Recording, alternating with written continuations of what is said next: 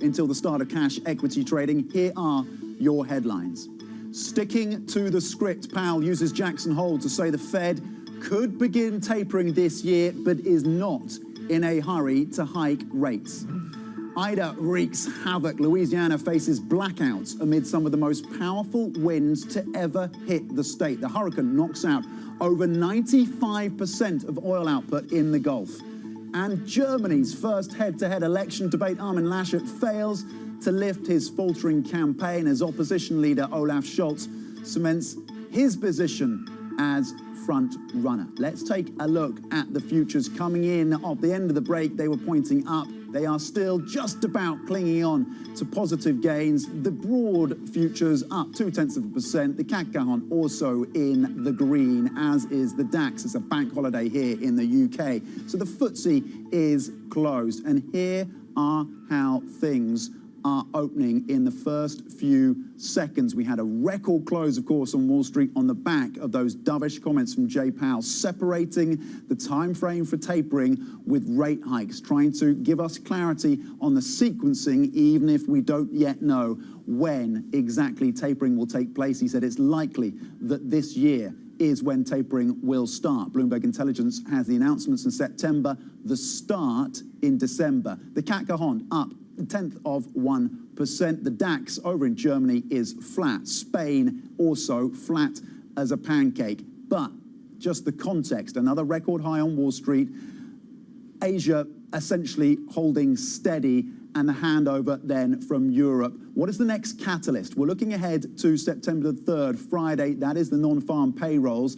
The estimates, the forecasts are for an increase in hiring of about 750,000 jobs. And there is a debate as to whether or not you beat that, you miss that, what that means for the trajectory of tapering. Jay Powell also warned about Delta and the COVID, of course, the COVID variant. We're also getting some data, by the way, out over the weekend, high-frequency data out of the US suggesting that the growth momentum there is starting to ebb as a result of the pandemic and some closures of some areas of business. Italy is also opening gains of just 0.1%. Okay, let's switch focus then to what exactly Chair Jerome Powell had to say and the implications, not just for equities, but for fixed income as well. The dovish tilt at Jackson Hole is giving markets another lift. To start the week, we spoke to a whole host of Fed presidents on the timeline for tapering. The criteria that we put in the statement about what would it take for us to begin tapering, I think we're pretty much there. We still have a fair amount of energy and momentum. I think that we can do our tapering faster. Let's phase out the purchases and let's give ourselves some breathing room in 2022. Keep it simple, stupid. Let's just start this process. Let's get that over with. It may actually give us more flexibility down the road on our decisions on the Fed funds rate. The timing and pace of the coming reduction in asset purchases will not be intended to carry a direct signal regarding the timing of interest rate liftoff, for which we have articulated a different and substantially more stringent test.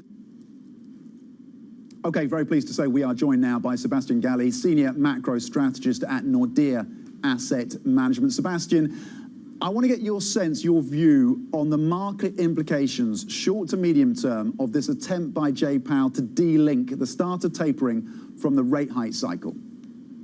But it's very important because if you focus on the different channels of quantitative easing, what they've done is affected the economy in multiple ways, some of which are well known, some of them which are less well known, such as the emergence of growth, the digitalizations, and others. So all these channels are going to reverse a little bit, which is precisely what the Fed wants, which is to calm down growth and specifically growth expectations. But the impact on equity is not necessarily coming too much from the quantitative easing side, because that's the control of inflation, a little bit also the control of growth, but really when interest rates are going to go up, because we are built a system on high levels of debt, high levels of leverage, and the interest rate determines the amount of leverage in the system. Once interest rates start to go much higher, people start to become more uncertain regarding the future, because the risk reward has changed for one, and for two, it does introduce a degree of instability, particularly in places where growth expectations, such as the growth stocks, are in long-term unsustainable. We've basically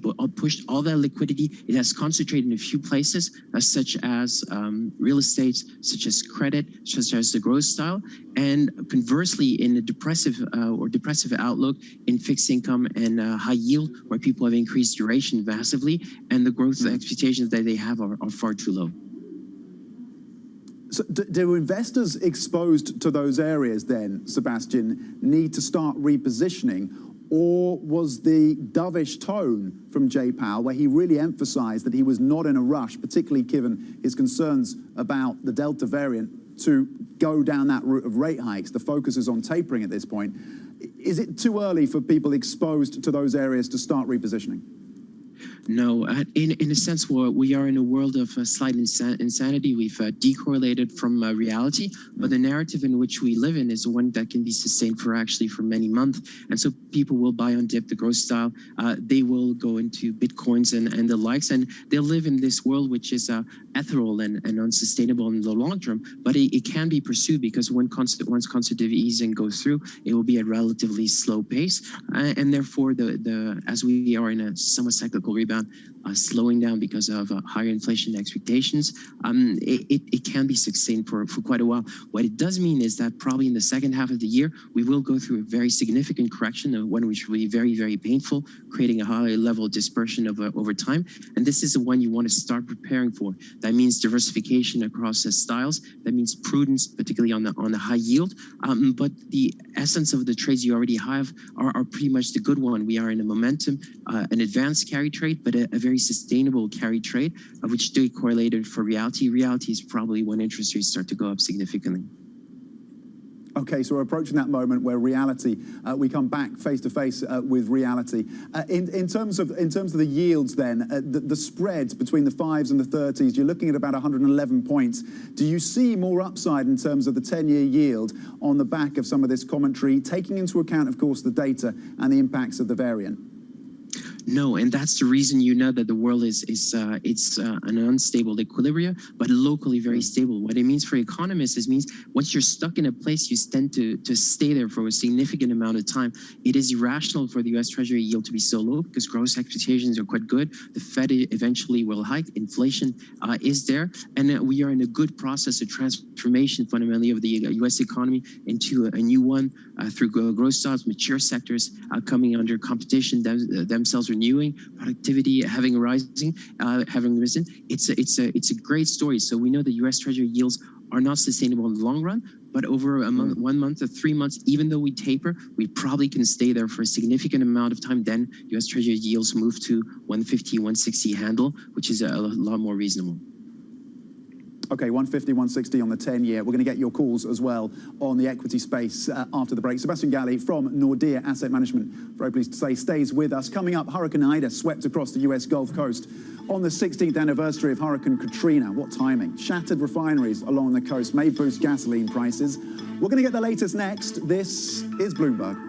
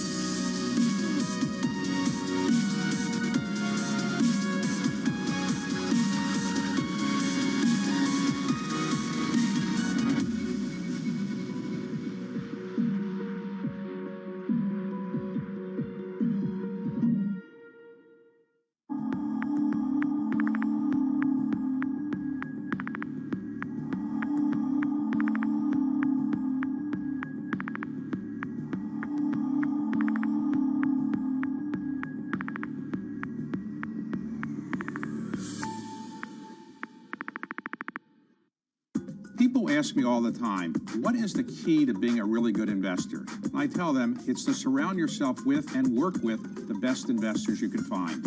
On Bloomberg Wealth, I'm going to take you to meet the greatest investors in the world, the people that I would like to have managing my money. You know, you pursue a career in what you're naturally passionate about, and that will improve your odds of achieving success.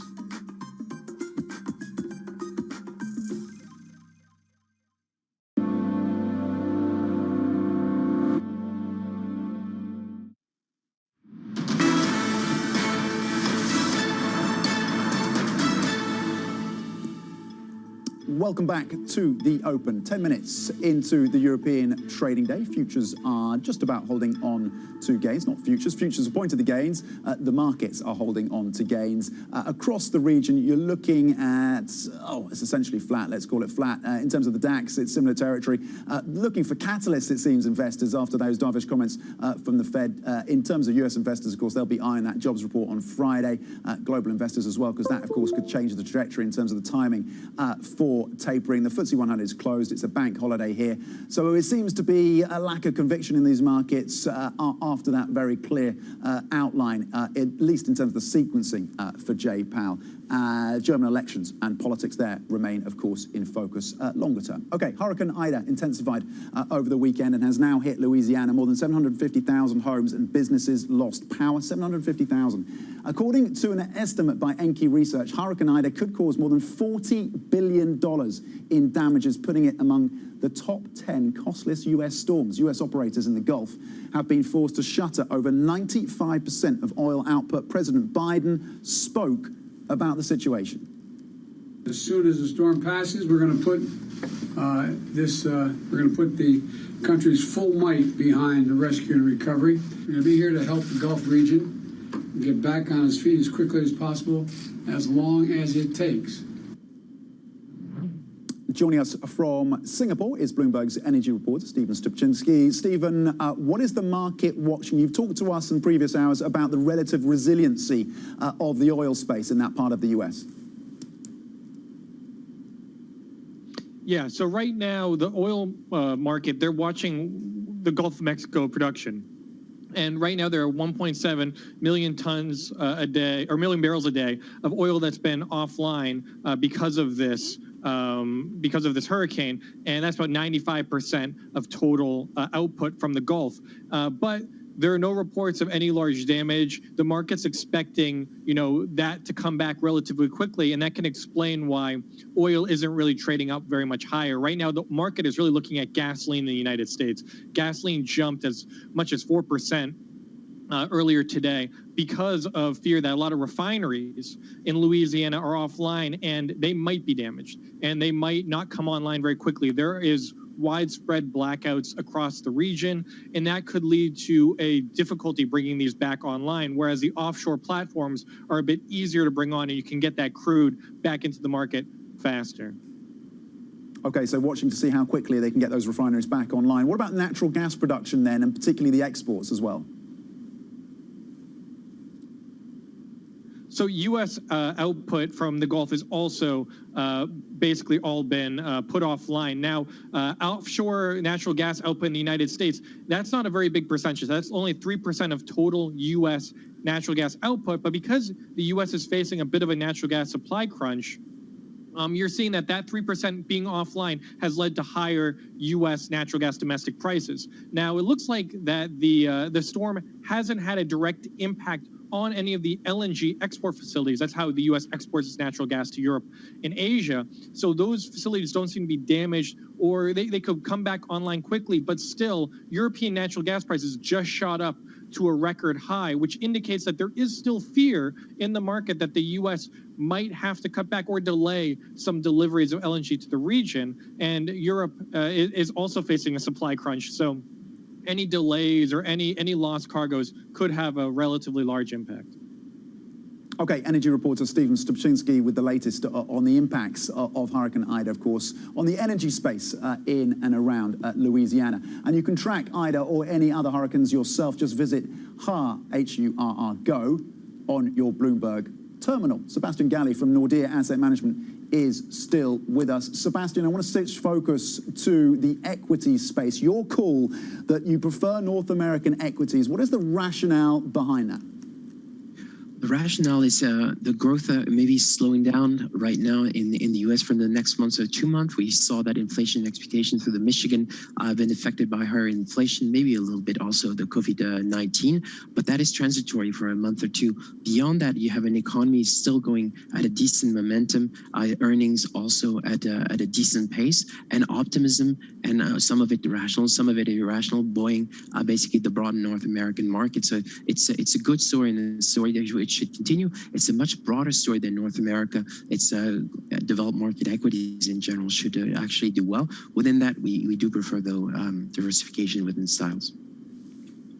Okay, I look at Europe and I look at a few catalysts. The ECB, dovish. You've got fiscal spending potentially being upped on the back of German elections. We'll see how that plays out, of course, after the end of September. And then, of course, you have a vaccine rate that is much better in Europe than it is in the United States. But still, you prefer North America over Europe. Why is that? And why are you not seeing greater optimism around European equities?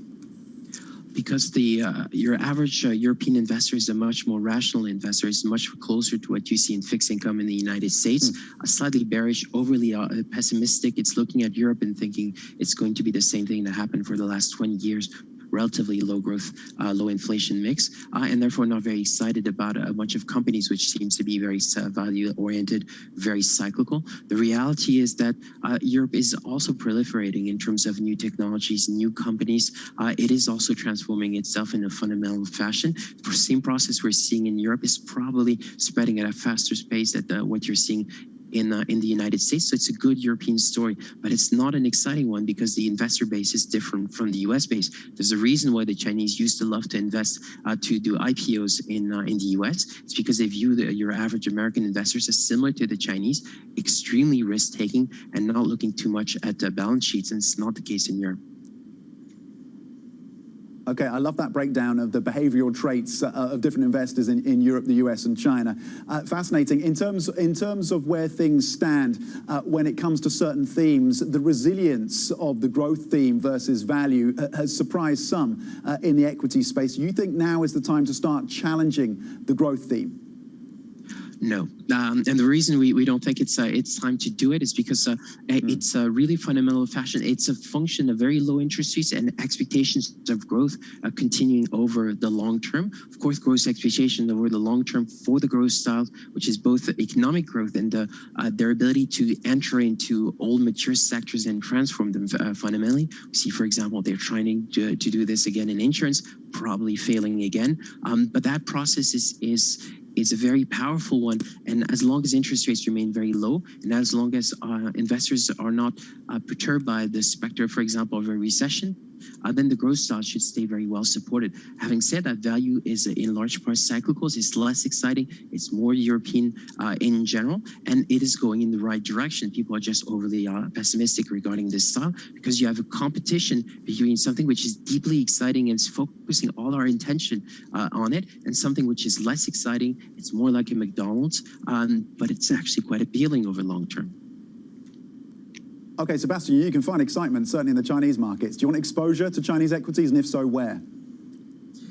In a fairly selective fashion. So what we've seen is basically that there is a structural shift in policy in China, not a tactical one. And that means that they go sector through sector to sector to basically change the behavior of each sector, and also the spread between what is earned by equity holders and what is earned by your average households. And they're trying to do essentially a copycat of what the U.S. Democratic government is trying to do to a lesser extent in the United States. And they're doing it. Why? Because there's a fundamental fear regarding stability in the long term in China, and as well as an important narrative. Now, because they go sector through sector to sector, once a sector has been hit, it's less likely that it'll be hit again, and that exposes value in some, particularly in the tech sector in China, making them appealing. Having said that, China should be treated with a certain degree of prudence. prudence around China. There's some opportunity, maybe some value there to be had in the tech sector. And you're favorable on North American equities. Great insight. Sebastian Galli, Senior Macro Strategist at Nordea Asset Management. Thank you for joining us. Thank you for your time. Have a great week. Coming up, the candidates vying to take over from Angela Merkel face off in the first televised German election debate. We're going to break down the policy issues and who the voters think won. This is Bloomberg.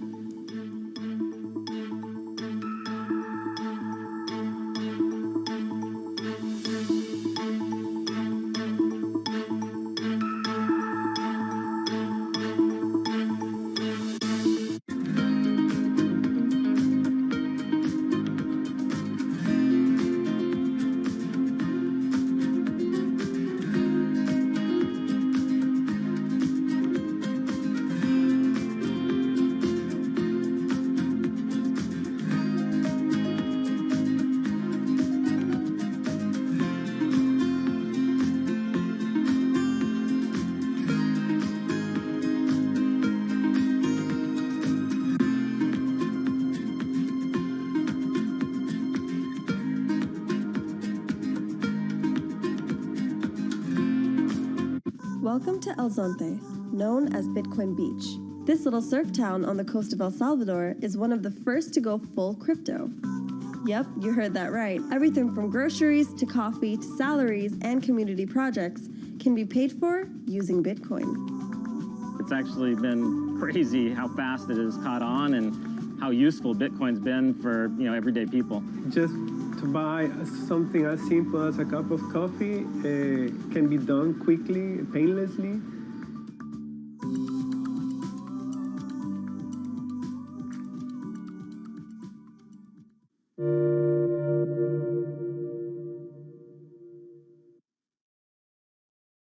Bloomberg has enhanced search on the terminal to deliver what you need when you need it. Now, you can simply type phrases in everyday English in the command line. Compare financials. Find people. Analyze markets. You can enter phrases or ask questions. What do you want to know today? Ask a question or visit SearchGo to find answers now. Right now, about half of U.S. households invest. We'd like to get that number up to 95+%. Investing should be as ubiquitous as shopping online. It should just be something that people do.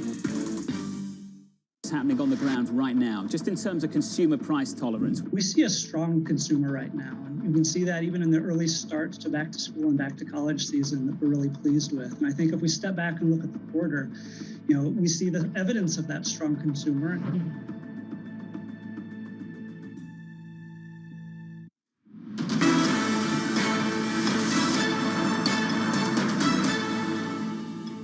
Welcome back to the Open, 22 minutes into the European trading day. Up 0.1% on the European stocks at 600. Something more positive in Germany. We had that election debate last night. Of course, Olaf Scholz deemed to have won that. We're going to get more details from Maria today on the ground in Berlin. Shortly, the DAX is up 0.2%. The CAC 40 is also gaining about 10 points. The FTSE 100 is closed. It's a bank holiday in the UK. In Italy, gains of just over 0.2%. 67 points or so. Let's take a look at what is on the move then in terms of individual stocks that we are focused on. Salmar and salmon gaining 1.5%. Raised to buy at Arctic Securities. The price target implies a 14% increase from the closing price end of play Friday. Earnings topping estimates, by the way, for that stock. Okay, we can move it on and take a look at Atlantic Sapphire. They have managed to source some liquid oxygen. Gains of just 0.2%, currently priced at 50.30. That's Atlantic Sapphire. Getting hold of some liquid oxygen may help the business longer term. And down by 0.5%, just 0.5%, is Adventina.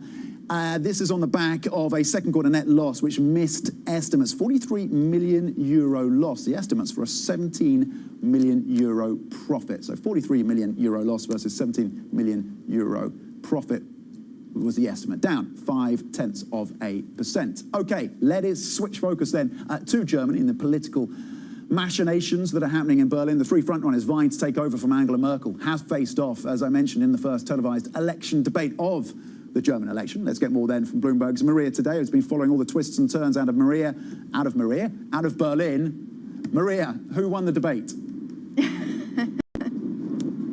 Well, Tom, if you look at the poll that was done after this debate, it was Olaf Scholz, again, very much cementing this momentum for the SPD. We also had a new poll come out on Sunday morning by Bild on Sunday, also putting the Social Democrats on the lead. Now, having said that, you know, when you watch the whole thing in this debate that we saw yesterday, which is the first out of 3 debates that we're expecting, it's a much more nuanced picture, like we talked about. Olaf Scholz did win the debate. He did, to some extent, what was expected of him, but there was no wow moment in his performance. When you look at Armin Laschet, who came into this debate on a very weak position, the CDU, of course, has been in free fall for weeks now. He was on the attack. He was much more perhaps dynamic and energetic than we expected. And Annalena Baerbock of the Greens, she had some very good moments too when it comes to the foreign policy, when it comes to some of the more socially progressive ideas too, and also pointing out that right now, if Germans want change, it's the CDU, it's the SPD that are in government. They're not going to be able to provide that. So I would argue, yes, Olaf Scholz won this debate on paper, but both Armin Laschet and Annalena Baerbock had this good platform yesterday to try to jumpstart their campaign, still 4 weeks to go. Yeah, that national profile, of course, important for those candidates who have less of the limelight normally. Investors as well, Maria, paying attention to any insight on European policy. Did we get any granular detail from the candidates?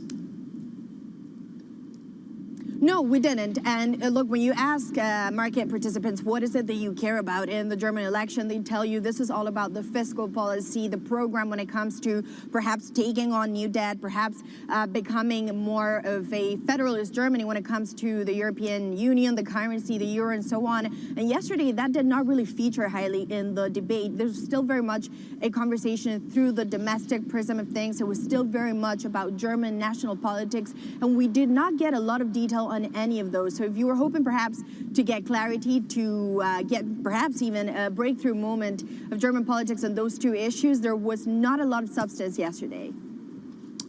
Yeah, keep watching this space. The date, of course, September the 26th. Maria will continue to be all over this story for us. Bloomberg's Maria Tadeo in Berlin. Coming up, rockets intercepted. The US anti-missile system blocks rockets headed for Kabul airport, according to the White House. That's as the US withdraws from the country by Tuesday. More on that next. Stay with us. This is Bloomberg.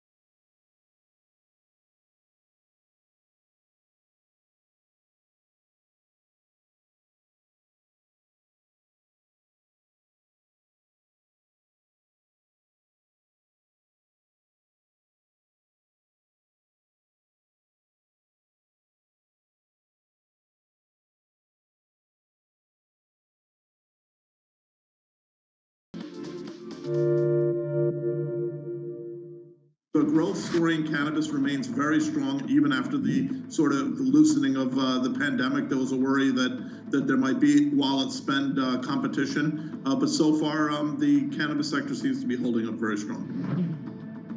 This is a market that over the past few weeks has made it clear it wants to go higher. It got a little spooked by the idea that geopolitical tensions are rising.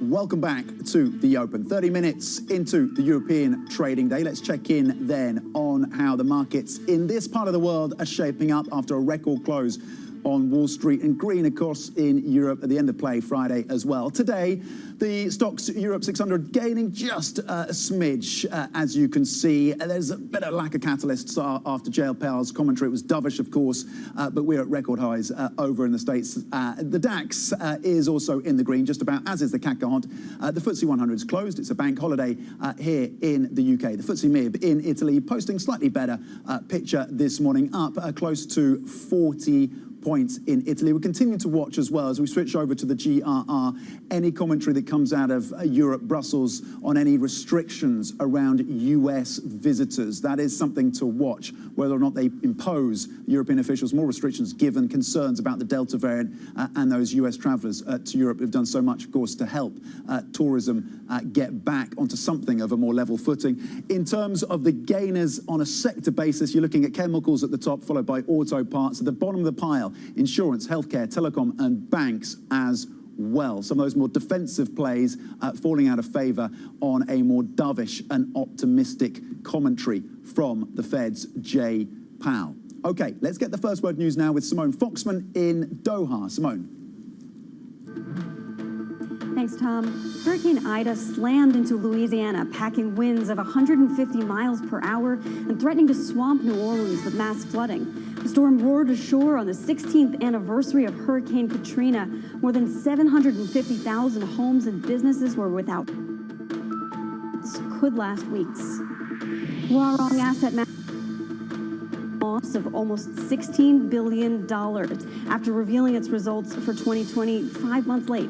It booked $18 billion in impairments and losses on financial assets. However, it returned to profit in the first half of 2021. The bad debt manager plans to shed all of its non-core subsidiaries and says that should ensure its operations for the next 12 months. 80% of Singapore's population is now fully vaccinated against COVID, outpacing most advanced economies. Senior officials there have linked the milestone to gradually open up social activities, as well as the nation currently has stricter social distancing measures than many global financial capitals outside Asia. Global news 24 hours a day, on air and on Bloomberg Quick Take, powered by more than 2,700 journalists and analysts in more than 120 countries. This is Bloomberg. Tom. Okay, Simone, thank you. US President Joe Biden has been briefed on a rocket attack at Kabul's International Airport. That was on Monday morning. That's according to a press statement from the White House. The rocket attack comes a day after a US drone blew up a vehicle heading for Kabul Airport that was carrying several suicide bombers. That is according to US Central Command. It comes ahead of the US withdrawal on Tuesday, tomorrow, the 31st of August. Joining me now is Dan Ten-Kate, our Asia government managing editor, who is joining us out of Hong Kong. Dan, where do we stand then in terms of the threats, the assessment of risk facing not just US military personnel at the airport, but also those remaining evacuees? Yeah, the risk remains tremendously high. The administration's been warning about that. Reports now that at least 5 rockets were fired toward the airport in Kabul, intercepted by U.S. anti-missile systems there. But you could see how officials there are concerned, as long as this evacuation is continuing, that this threat that a rocket could try and blow up an airliner, or we could see an attack similar to what we saw last week with a suicide bomber going in. There was a strike against a vehicle laden with explosives. So there's multiple threats out there that are active that the U.S. is responding against, and these are going to be remaining there until whenever the final flight is out. Yeah, it seems to be an incredibly precarious situation on the ground then, Dan. What are the logistical challenges of meeting that 31st of August deadline in terms of getting the last military personnel and evacuees out without avoiding further incidents like this? Yeah, I mean, they're just going to have to keep doing what they're doing, is trying to identify threats and take them out. The Taliban kind of condemned the U.S. for that drone strike, saying that they don't have, the authority to do that, and anything that they will do is illegal. So there's some tension there. The U.S. is relying on the Taliban to let certain people through the checkpoints as well, which is going to continue.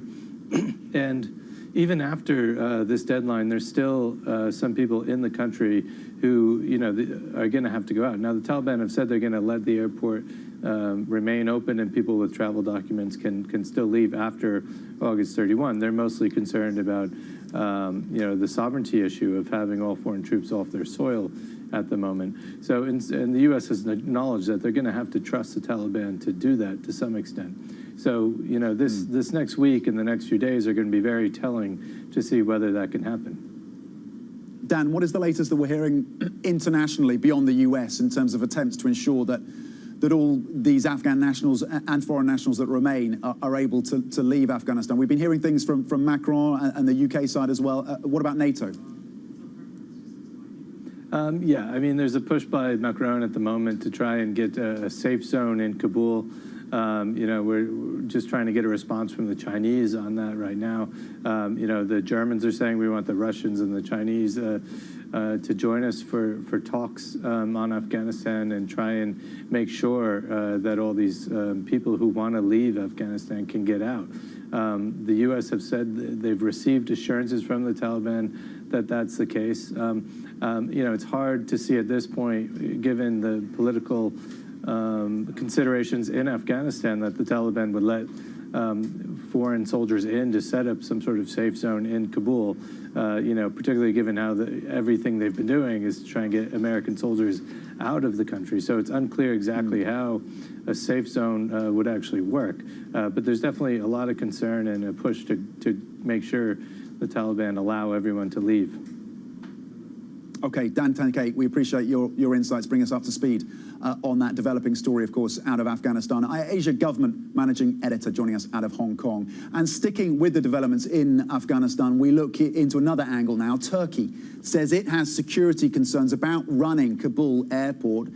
President Erdogan says no decision has been made, adding that anything can happen there at any moment, including fatalities. That's after the Taliban requested that Turkey operate the airport. For more on Turkish-Afghan relations, joining us now is Sinan Algan, chairman of Istanbul-based think tank İDAM. Sinan, thank you for joining us this morning.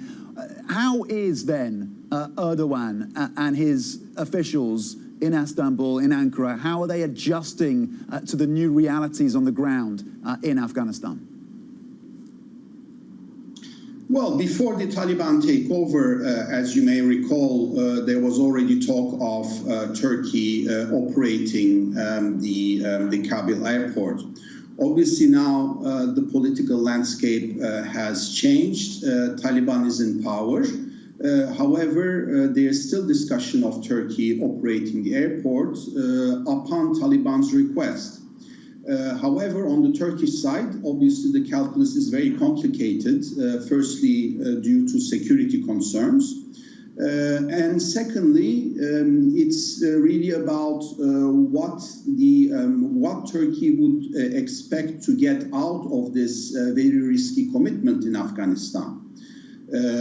That's also another part of this complicated calculus. That's not easy to answer, but given that the operation itself will be quite risky, as demonstrated by the tragic events of these last few days. But some of the possible payoff elements of the Turkish decision-making may be that Turkey has invested in the past 20 years in its relationship with Afghanistan as part of NATO in terms of state-building activities. Turkey does not want to lose that goodwill and remain on the ground as an actor. If it decides to take over the responsibility of the operation of the airport, it will be the only NATO country to continue with some sort of physical presence on the ground in Afghanistan, and that will also matter for Turkey's relationship with its allies in the West, and particularly in terms of its troubled relationship with the United States. Okay, well, that ties into my next question, which is, given what we've seen, Turkey has taken arguably a more assertive role in the region over the last few years. If you look at the actions in and around Syria, for example, what are the key priorities then for Turkey vis-à-vis Afghanistan? Well, again, that has changed enormously, obviously, because the priorities were very different 10 days ago compared to now. But now the priority would be that Turkey would remain on the ground and therefore wouldn't lose all the political investment that it has made in Afghanistan over the past 20 years. There's also an element of, historical ties with Afghanistan dating back to the early days of the Turkish Republic. So Turkey wants to remain as an actor there and possibly as the only, as I highlighted, the only NATO actor in a geography where now the influence game will be between Russia, China, India, and Pakistan to a large extent. So therefore, the ambition of Turkish policymakers would be to remain there as part of this, as part of this goal to remain influential in Afghanistan and try to leverage this relationship in Turkey's ties with its sometimes troubled ties with its partners in the West and particularly the US. You've touched on this, those tensions between Ankara and DC. How do these events test NATO and Turkey's role in NATO? Well, Turkey is one of the most influential members of NATO. It has the second largest army of the United States. But some of the recent decision making in Turkey, particularly the decision to acquire the S-400 air and missile defense system from Russia, has been criticized heavily by some of its NATO partners, so much so that ultimately the United States went ahead and imposed cuts countering America's adversaries' sanctions on Turkey. So the hope is that in this environment, Turkey taking the lead as the only NATO country to remain in Afghanistan, to provide a degree of security, to provide the infrastructure for Afghanistan links to the outside world, possibly going forward helping obviously the Afghans themselves to go to Western countries.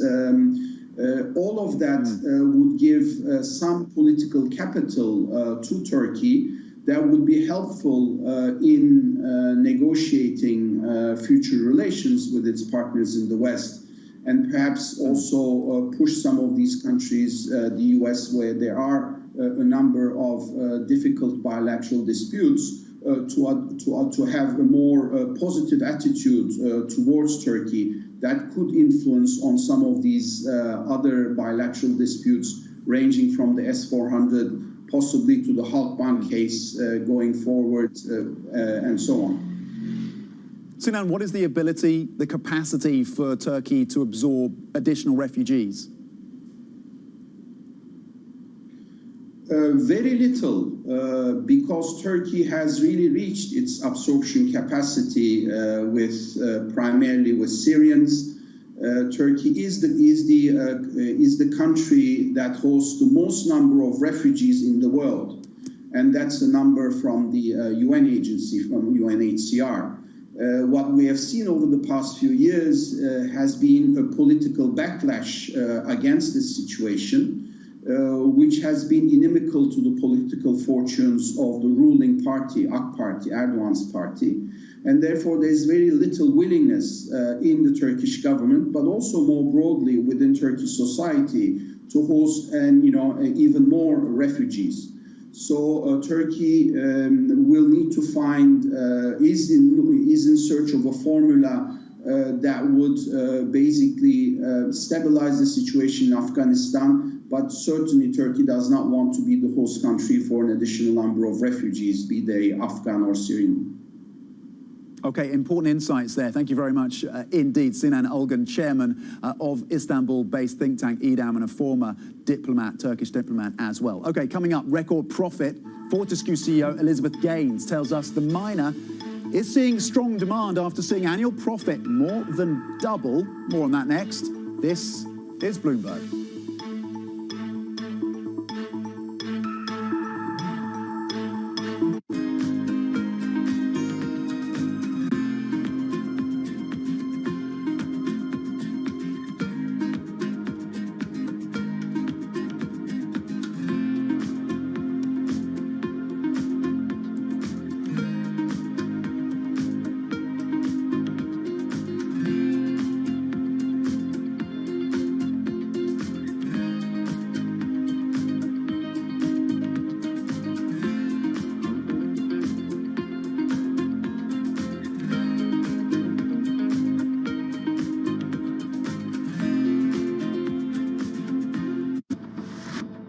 Are you still committed to the U.S. pickup market? You mentioned how small it is, and I know you do good business at the frontier, but a lot of times Americans want something bigger like the Titan. Is that, do you plan to stay in that market as competitive as it is? I mean, for us, market is one thing. The second is what customer aspires for from Nissan. And customer in United States aspire for sedans, SUVs, and the pickups. And Titan is a great pickup truck, and we are, of course, focusing on the Titan. But as I said before, that in our whole lineup, our main focus is always been in the sedans and SUVs and the smaller pickup truck.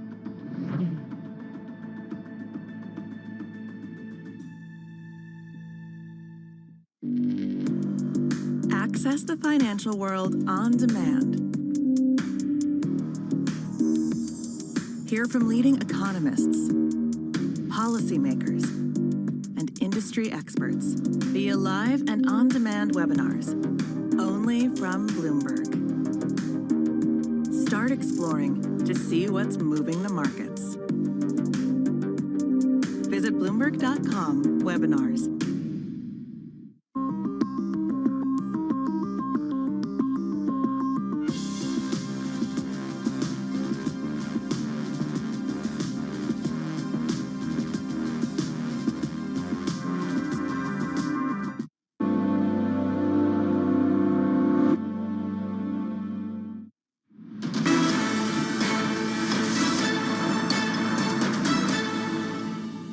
Welcome back to the Open. We are 48 minutes into the European trading day. Stocks just holding very modest gains across Europe this morning. Okay, one of the world's top iron ore exporters, Fortescue, saw annual profit more than double to a record high as commodity prices surge. CEO Elizabeth Gaines spoke to Bloomberg about the record earnings. She added that the miner is planning to unveil carbon reduction targets of its biggest customers. We're still seeing strong demand. Supply is still relatively constrained, so there's been some challenges with supply of iron ore. And despite some of the sort of cooling in crude steel production, it is still up 8% to the end of July versus last year. We do expect to see some rebound in construction activity and therefore demand in the fourth quarter of this year, which is the usual seasonal pattern. So we're continuing to see strong demand. We've seen some constraints on supply, and so we're still seeing a very strong market and demand for iron ore. How much are you seeing the impact of Delta as being a threat to global production as well as demand? Well, global crude steel production is actually up compared to last year by about 21%. So outside of China, we've seen the rest of world crude steel production up around 21%. So the market conditions currently indicate very strong recovery from last year's COVID impacted levels. The impact of Delta, it's difficult to see at the moment in terms of what we might see come through in any numbers, but certainly up to the end of July, we continue to see very, very strong conditions, whether that's rest of world or even with China. So we're not anticipating any significant impact of Delta, both in terms of demand for iron ore and crude steel production, but it certainly is something we continue to monitor. Have you seen any disruption yet from the impact of Delta and the COVID outbreaks and lockdowns we've seen in parts of Australia? Well, it has proven some challenges. So we do still have East Coast-based team members. Actually, the majority of our workforce, about 90%, reside in Western Australia. So I think we've been a little bit quarantined compared to others. But we do still rely on about that sort of 10%, and having that mobility of labour is important to us. What we've actually seen is that a number of our team members have either permanently relocated to Western Australia or they've decided to temporarily relocate, and we continue to support them with facilities so when they're not on site, they've got somewhere that they can stay. But there's no doubt that these ongoing border restrictions and some of the impact on the mobility of labour is pretty challenging. We're managing it. We've been managing it for a long time now, but that has been a real challenge. You've flagged that you'll be tackling Scope 3 emissions next month. Previously, you'd sort of refrained from setting a target. Has there been a change of heart? Well, I think it's less of a change of heart. We've been measuring Scope 3, and actually we've been doing a lot of practical initiatives to address Scope 3. So we've been working with our customers on the technical merits of our sinter fines, looking at deep bed sintering. We're looking at the research and development around the production of green iron. So we're actually really committed to reducing Scope 3 emissions. We haven't set targets in the past because we don't like to set targets which are without a credible pathway. So we're now at a point with the development of Fortescue Future Industries and all the work that we're doing that we feel confident that we can actually set those targets and, importantly, have a credible pathway to achieve those targets. Fortescue Metals Group CEO Elizabeth Gaines there. Okay, coming up, reacting to the Fed, we discuss the market moves post-taper talk with our MLive strategist Van Rem. That is next. This is Bloomberg.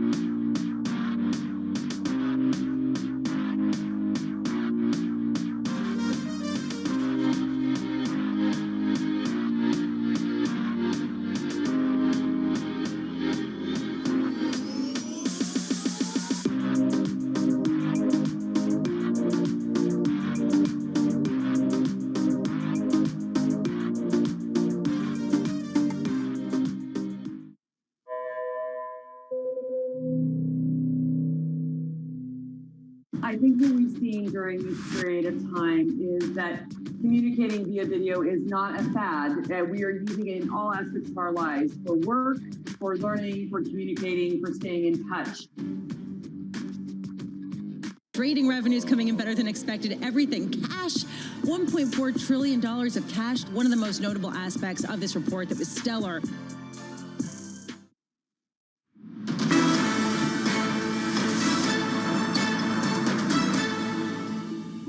Welcome back to the Open. 54 minutes and 25 seconds into the European trading day. The FTSE 100, the UK markets are closed. We've got modest gains across the European stocks at 600.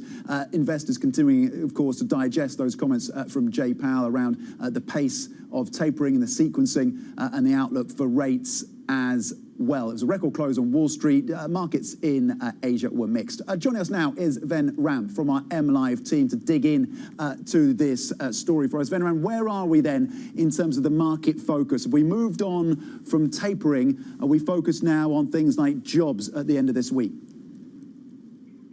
Morning, Tom. Yes, we are definitely focused on what the jobs report will bring about this week. But before that, I think the markets will also want to know, while the Fed has said while Jerome Powell said on Friday that, look, a taper is likely this year, I think what will catch the market's attention is the pace of tapering.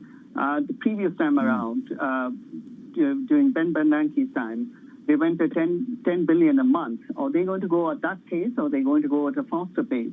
And if they go at a faster pace, that will be obviously a bit more hawkish for the markets. But I doubt that the Fed will want to do the tapering at a very brisk pace. I think they would go at a mild pace, meaning I don't think they will be looking to wind down the purchases before 10 months in a period shorter than 10 months. So that and the jobs report. But yeah, certainly the sense you got from Jay Powell is that he's not in a rush to get the taper over and done with. At least that was the messaging. Just briefly on treasuries and the dollar then. Well, I mean, with Jerome Powell messaging that he's in no hurry, and he's also mentioned that, look, taper is one thing, but we are going to have a different and stringent, far more stringent test when it comes to hiking rates. That means that, there is no transmission impulse into the rates market to sell off. And that means that treasury yields are where they are. I mean, we've seen treasury yields come off since Friday. Okay.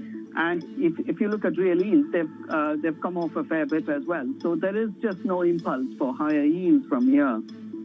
Yeah, a leg lower in real yields. Ven Ram from our Markets Live team. Thank you very much indeed. That is it from the European Open. Stay with us. Surveillance is next. This is Bloomberg.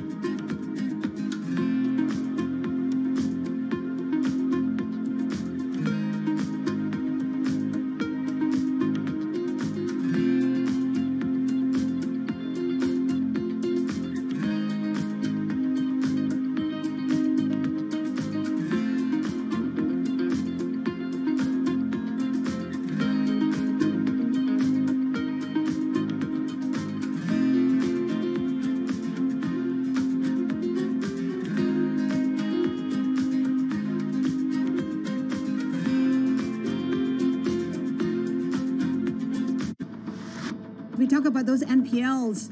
Will they stay high? As all of you are very fully aware that the second COVID wave hit India hard and hit India suddenly. So obviously, I would say almost 50 days of the quarter were impacted in a very significant manner.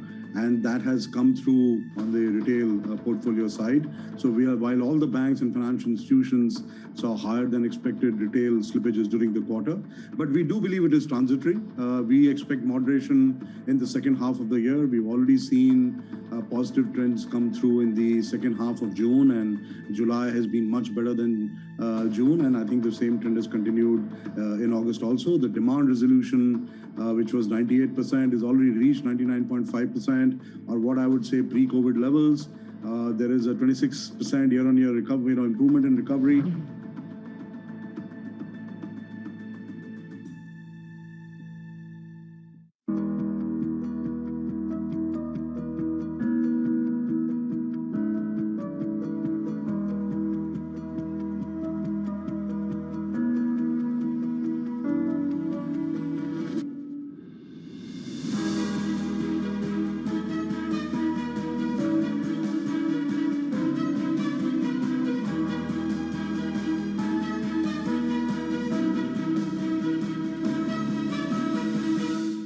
what were the numbers from the equities division? How well did it do? Well, first 28% decrease as compared to a very, very good Q2 in 2020 is a good resilience. And it's a decrease that is much smaller than the one we have seen with some competitors.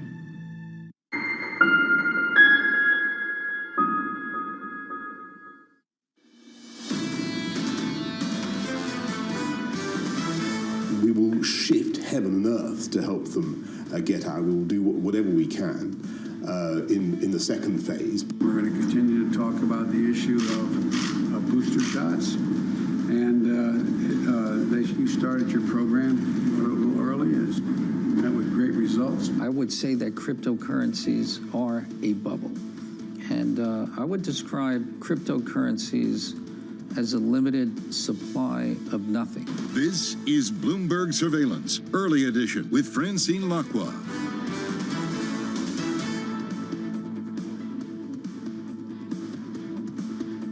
Well, good morning, everyone, and welcome to Bloomberg Surveillance Early Edition on this Monday, the 30th of August. I'm Francine Lacqua here in London, and here's what's coming up on today's program. Sticking to the script, Jay Powell says the Fed could begin tapering this year at Jackson Hole, but he isn't in a hurry to hike rates.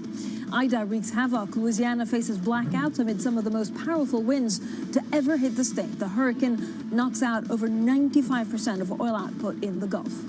And Germany's first head-to-head election debate, while Armin Laschet fails to lift his faltering campaign as opposition leader Olaf Scholz cements his position as front-runner. So European equities are edging higher following dovish messages from the Fed Chair Jay Powell at Jackson Hole. He says that the Fed could begin tapering bond purchases later this year, but it's in no rush to hike rates, while we spoke to a whole host of Fed presidents on the timeline for tapering. The criteria that we put in the statement about what would it take for us to begin tapering, I think we're pretty much there. We still have a fair amount of energy and momentum. I think that we can do our tapering faster. Let's phase out the purchases and let's give ourselves some breathing room in 2022. Keep it simple, stupid. Let's just start this process. Let's get that over with. It may actually give us more flexibility down the road on our decisions on the Fed funds rate. The timing and pace of the coming reduction in asset purchases will not be intended to carry a direct signal regarding the timing of interest rate liftoff, for which we have articulated a different and substantially more stringent test.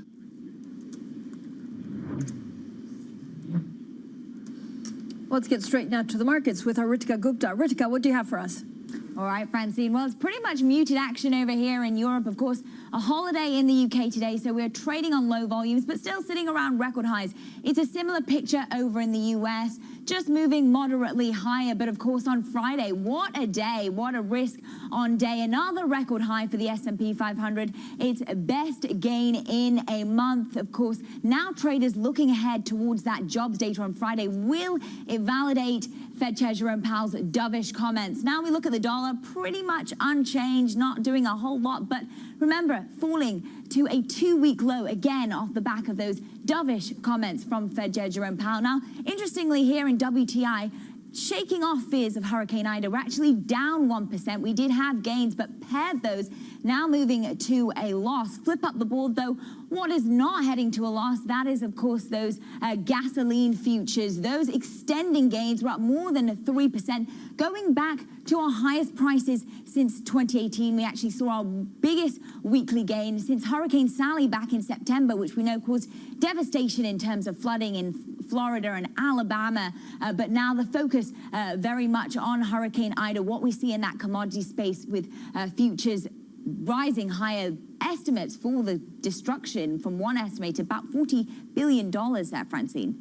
Ritika, thank you so much. We'll, of course, watch Hurricane Ida very closely and, of course, into OPEC later this week. Now let's get onto the markets. Joining us now is Eddie van der Walt from our MLive team. Eddie, thank you for joining us. Let's start with Powell and then actually move it on to what we hear in terms of, what the oil could do. So what did we learn from Powell? The market seems less worried about tapering now. I think absolutely markets are less worried about tapering. This was perhaps the most dovish language in which he could quote, the bitter pill of tapering, which markets knew was coming anyway. So, there was some debate about whether we're going to see it this year or whether we're going to see it next year. But just how dovish Powell was about, the future, the immediate aftermath of tapering, saying that this doesn't, immediately signify that we're going to see rate hikes. I think that's exactly what the market wanted to hear. This was a masterclass in messaging. Eddie, when you look at, for example, the hurricane, so how bearish of an event will the hurricane actually be? Yeah, it's difficult to say. I mean, there's some impact definitely, as we just heard on the gasoline market. Oil market, not so much. I think we're seeing oil pull back today because the oil market has learned over time the devastation. That part of the coastline, the refiners there, they are very adept at dealing with these heavy storms. So I think for the gasoline market, it's a near-term shock, but for the WTI market, not so much. Eddie, what else are you looking out there? I mean, today, this week is a big jobs week, and so I guess a lot of Treasury watchers will be moving on from Jay Powell to that. I think so. I think everything that was important before Jay Powell that kind of, just moved into the background when we were waiting for this one big event to pass, I think all of that comes back. We've got OPEC coming up, on September 1st, and we've also got this week, as you say, the jobs market. And I think those two things are the really absolute key drivers for the market going forward. Eddie, what else are you looking at?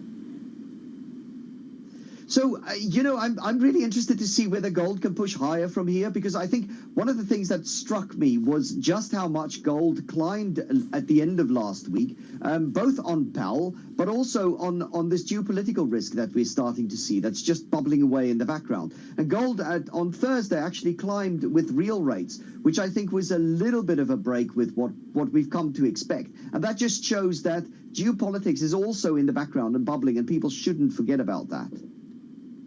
Eddie, thanks so much. Eddie van der Walt there from our MLive team. Now, coming up, Powell uses Jackson Hole to say the Fed could begin tapering this year, but isn't in a hurry to hike rates. So we'll dig more into the markets shortly. This is Bloomberg.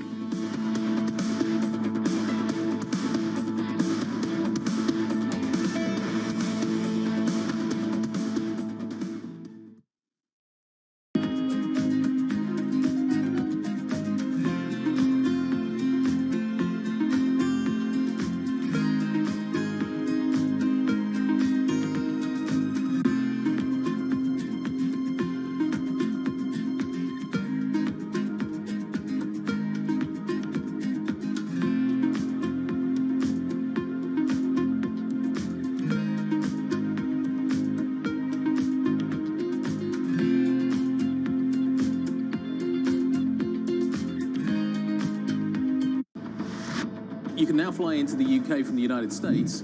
What about some reciprocity? No, so the opening up by the UK government was terrific. We saw, in fact, the day that it was announced, we saw our daily new bookings triple between JFK and Heathrow. So that was great. And as a US-based carrier, honestly, most of what we're going to sell is going to be in the US. So that was great for JetBlue. The US government should open up. There is no reason not to.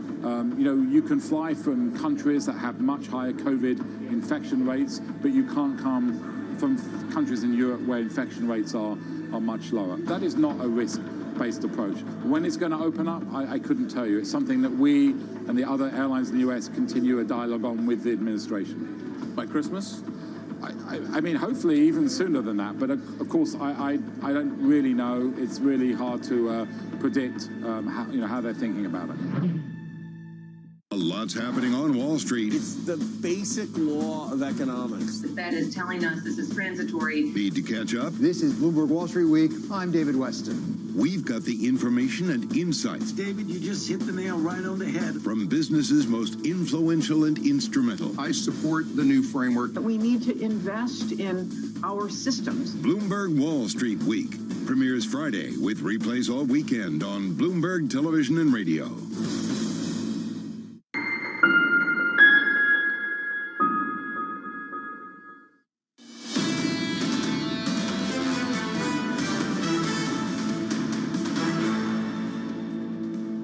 Economics, finance, politics. This is Bloomberg Surveillance Early Edition. I'm Francine Lacqua here in London. Now let's get straight to the Bloomberg First Word News.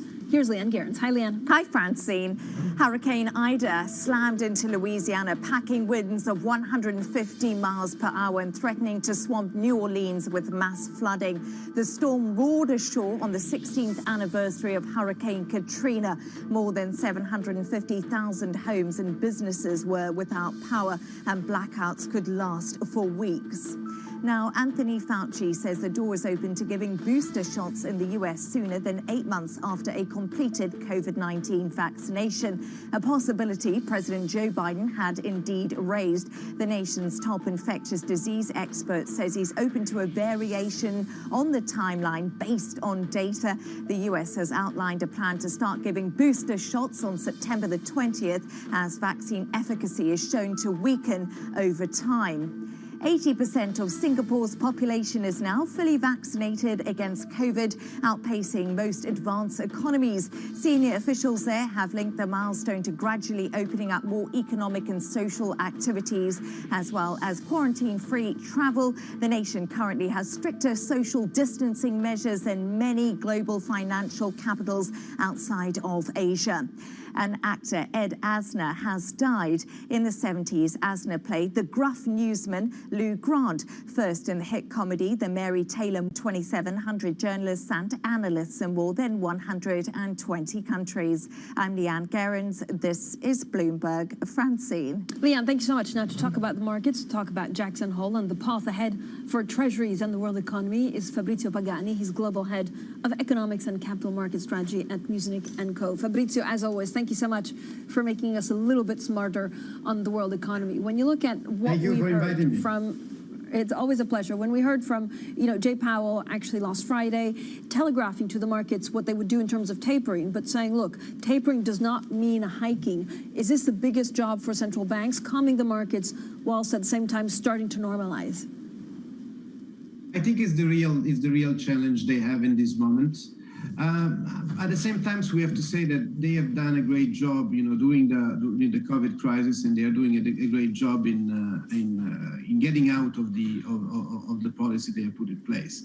There's a lot of unwinding to be done. But I think the messages from Powell and Jackson were twofold. On one side, that they will start tapering, but they will do it in a way which is cautious. I wouldn't say dovish, but I would say cautious. And then they will not touch interest rates for a few months, for probably a longer period.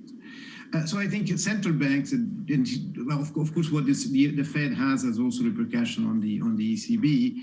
Central banks have been very, very, very attentive, and I think they have learned also from the mistakes of the last great financial crisis. Fabrizio, what do you think a policy mistake right now would look like? Is it leaving a accommodative policy that, from becoming inefficient could actually become dangerous?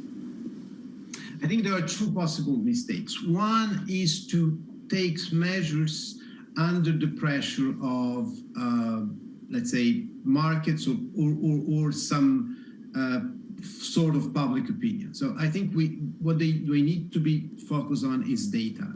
In economic data and data on economic growth. Growth is there, but at the same time we received contradictory statistics in the last few months on the job market, on the PMI, and so on, and also somehow on inflation. So I think a better view on that, a more informed view on that would need to be formed in the next month. So there is no major point in not waiting for a few weeks more. And the second one, and this is more not only for central banks but also for government, is to make sure that sort of parallel work which has been done between fiscal policy and monetary policy, which has been so efficient during and effective during the COVID crisis, continues now that we are ending the supportive measures.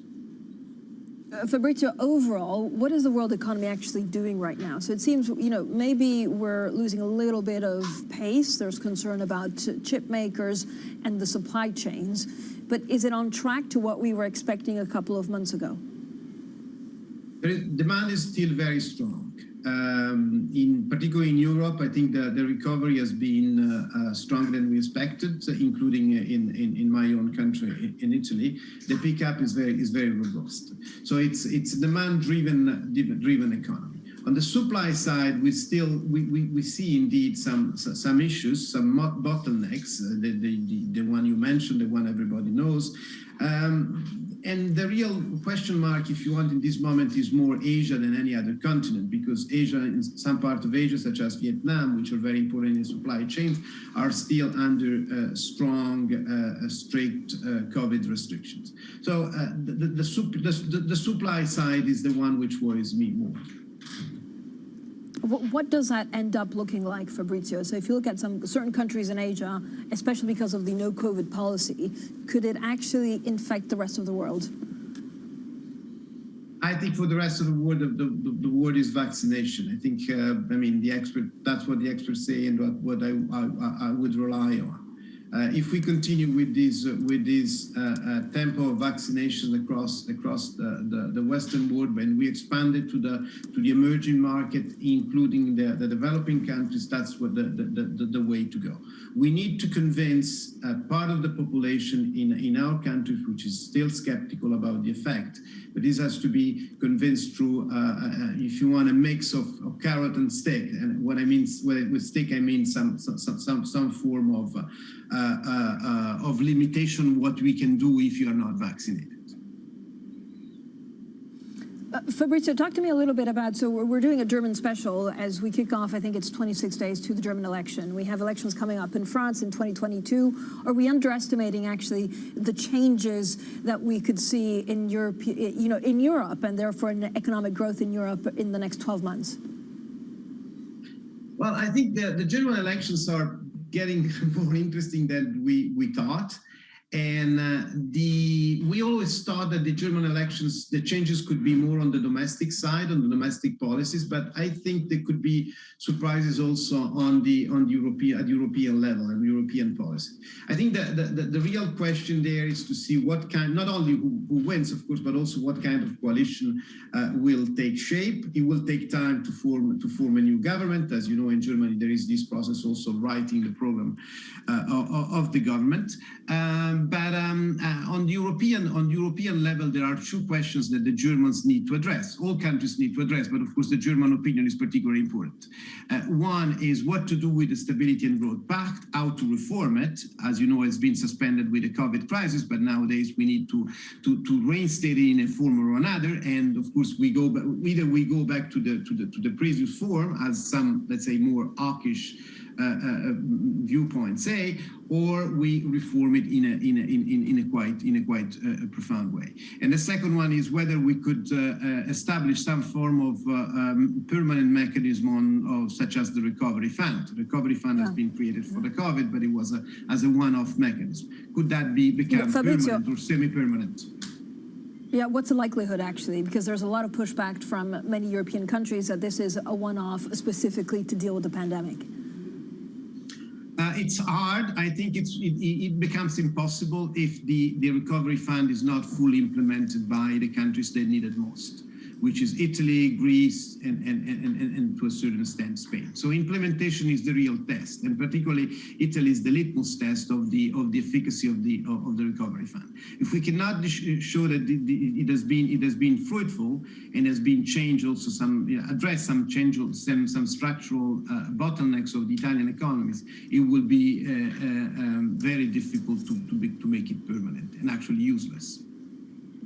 Fabrizio, thank you so much for joining us today. Fabrizio Pagani, their Global Head of Economics and Capital Market Strategy at Muzinich. Now, coming up, Hurricane Ida swept across the U.S. Gulf Coast on the 16th anniversary of Hurricane Katrina. Shattered refineries along the coast may boost gasoline prices. We'll get the very latest next. This is Bloomberg.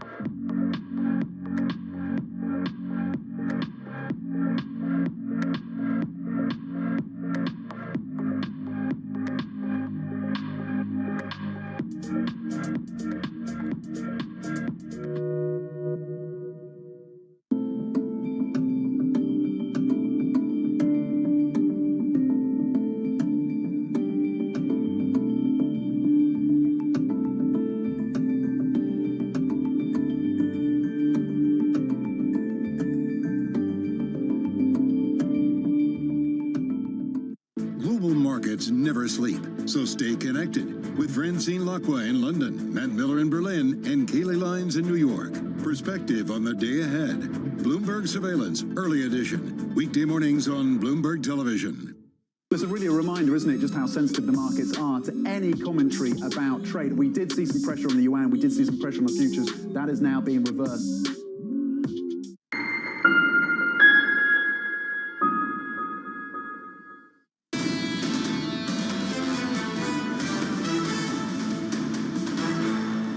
You know, Ida's turning into a very, very dangerous storm. I need not tell you.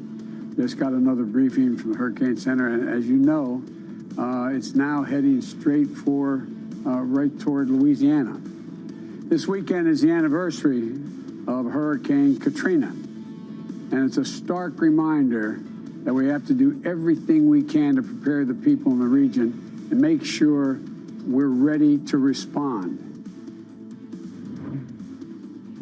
Hurricane Ida intensified over the weekend and has now hit Louisiana. Well, one person has died as the storm continues to devastate the U.S. Gulf Coast. More than 750,000 homes and businesses lost power. U.S. operators in the Gulf have been forced to shutter of over 95% of oil output. An electric power company, Entergy, warned that those in the hardest hit areas could actually be without power for weeks. Well, joining us now from Dubai is Bloomberg's energy editor, Paul Wallace. Paul, first of all, the pictures are absolutely horrendous of what's going on in the coast. What is the market watching now? Hi, Francine. Yes, the pictures are pretty horrific, the ones coming out of Louisiana. At the moment, crude prices are pretty stable. In fact, Brent and WTI actually down today. I think that's because most of the markets pricing in for Hurricane Ida came last week. But gasoline, U.S. gasoline futures have jumped quite a bit. They're up about 2.5–3%. I think that's because this storm is even more powerful than many traders expected. So they see sort of supply disruptions being lasting a bit longer than they'd anticipated. But they don't see so much in the way of long-term damage to, say, crude oil rigs and the refineries themselves, which I think is why crude itself is fairly stable today. So, Paul, what does this all mean for production? So we've got almost 2 million barrels a day in the U.S. Gulf of Mexico that's offline at the moment.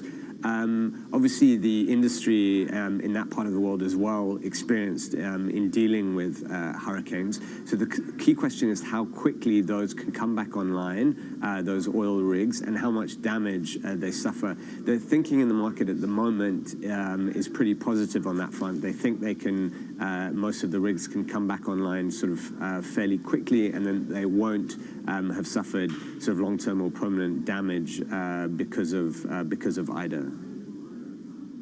Paul, thank you so much. Bloomberg's energy editor there, Paul Wallace. Of course, we'll have a full roundup of Ida throughout the day. Now, coming up, Germany decides. We'll bring you our special German election coverage with a full breakdown of the first televised debate between candidates. Our German election special is up next. The focus, of course, on the markets is that U.S. jobs data. That will be a little bit later on this week.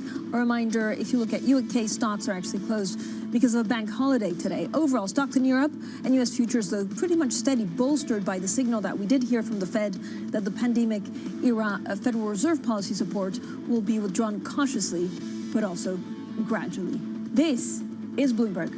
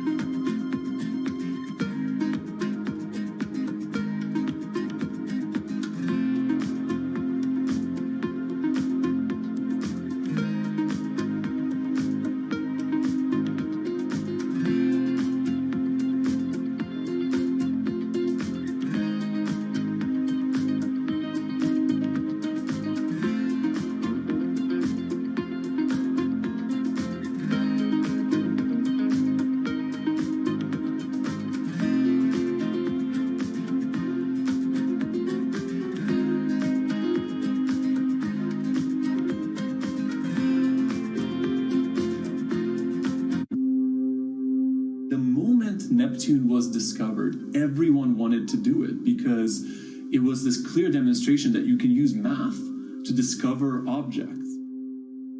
Unfortunately, since then, no major planet in our solar system has been found. But thanks to modern telescopes, thousands of smaller objects have been discovered in the past few decades beyond Neptune, called trans-Neptunian objects, or TNOs. And planetary scientists at the California Institute of Technology have noticed some anomalies with these objects. Their hypothesis? A giant theoretical planet beyond Neptune, Planet 9. And thanks to a new telescope, equipped with the largest digital camera ever built, we may be one sky survey away from finally finding it.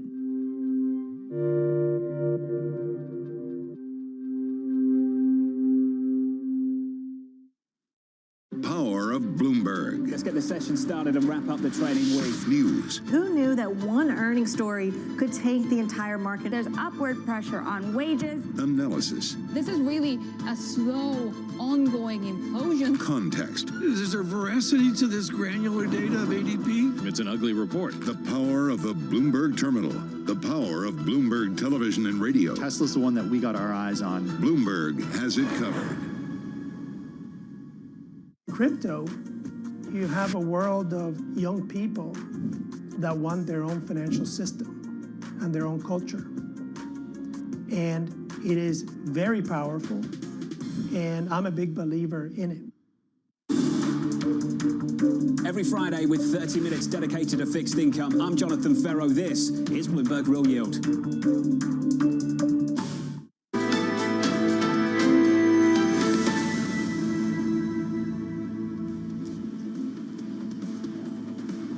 Germany's first head-to-head election debate. Armin Laschet fails to lift his faltering campaign as opposition leader Olaf Scholz cements his position as front-runner. Green leader Baerbock criticizes the government over its handling of the Afghan evacuation. German Interior Minister says he wants more stringent border controls for refugees.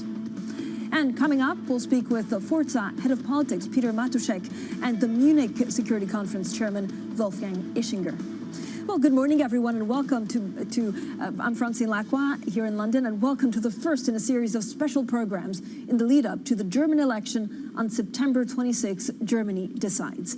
Now, the three frontrunners vying to take over from Angela Merkel have faced off in the first televised election debate of the German election. Armin Laschet, the contender from Merkel's conservative bloc, was seen as the biggest loser. Now, the Greens' Annalena Baerbock coming in second in snap public polling after the debate, but it was current finance minister and SPD candidate Olaf Scholz who most impressed voters with just under a month until the election. Well, this is what some of the candidates had to say. They talked about Afghanistan, they talked about refugees, they also talked about where women feel and don't feel safe. Now let's get more from Bloomberg's Maria Tadeo in Berlin for us. Maria, Scholz won the debate on paper. How well did he really fare in comparison to the other candidates on the stage last night?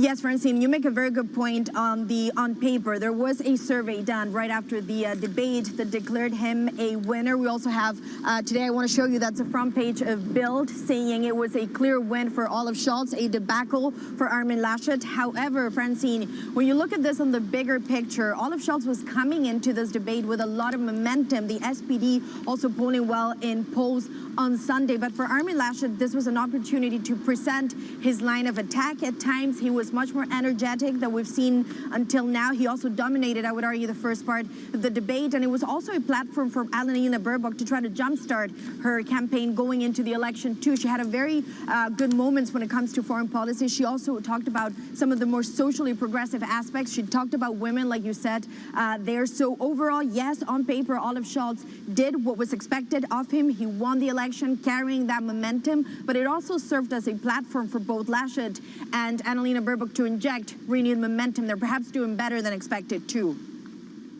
Maria, what do you think investors would have got out of this debate? So did they actually shed any light on differences in terms of fiscal policies, or was it more about personality?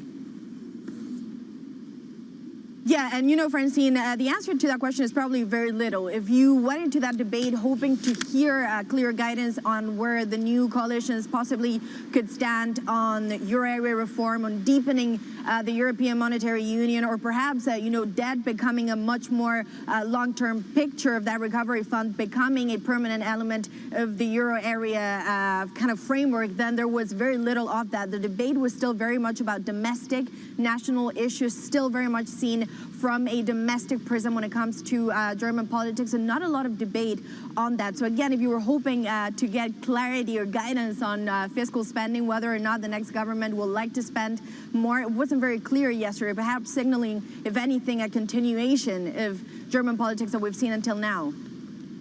Maria, thanks so much. Bloomberg's Maria Tadeo there with the very latest on the day after the debate. Now, joining us now is Peter Matuszek. He's head of politics and social research at the German polling institute Forsa. So, Peter, thank you for joining us, because polls are always interesting to look at to see exactly what happens next. Is the SPD, you know, leading in the polls sustainable? Well, this remains to be seen. What is very surprising indeed is that there is a lead at all for the Social Democrats. This is the first time since 2006 that we measured a lead of the Social Democrats only by 1 percentage point last week, and it remains to be seen whether this can hold. But clearly, this is an earthquake if you look at the past elections and the political landscape as we know it. Peter, what can you tell us, first of all, about where the votes for the SPD are coming from? And is it personality because they like Olaf Scholz, or is it actually allegiance to the party? This is a very interesting question because, I mean, if you look at the figures, 22, 23% for the Social Democrats is still historically a very low figure, but compared with the last elections, it's an improvement. Scholz plays a role in this surge of the SPD to a certain extent, but it's especially due to the weakness of the Christian Democrats. And what we saw in the last 2 weeks is that for the first time, there are even defections from the CDU, voters from the CDU coming back to the SPD, but mainly these voters come partly from the Greens and also some undecided voters. But we really have to look cautiously whether this will hold over the next weeks. So, Peter, your hunch is that this is not, is it disaffected conservative voters, or could it be something deeper, like voters coming back? No, what the Social Democrats have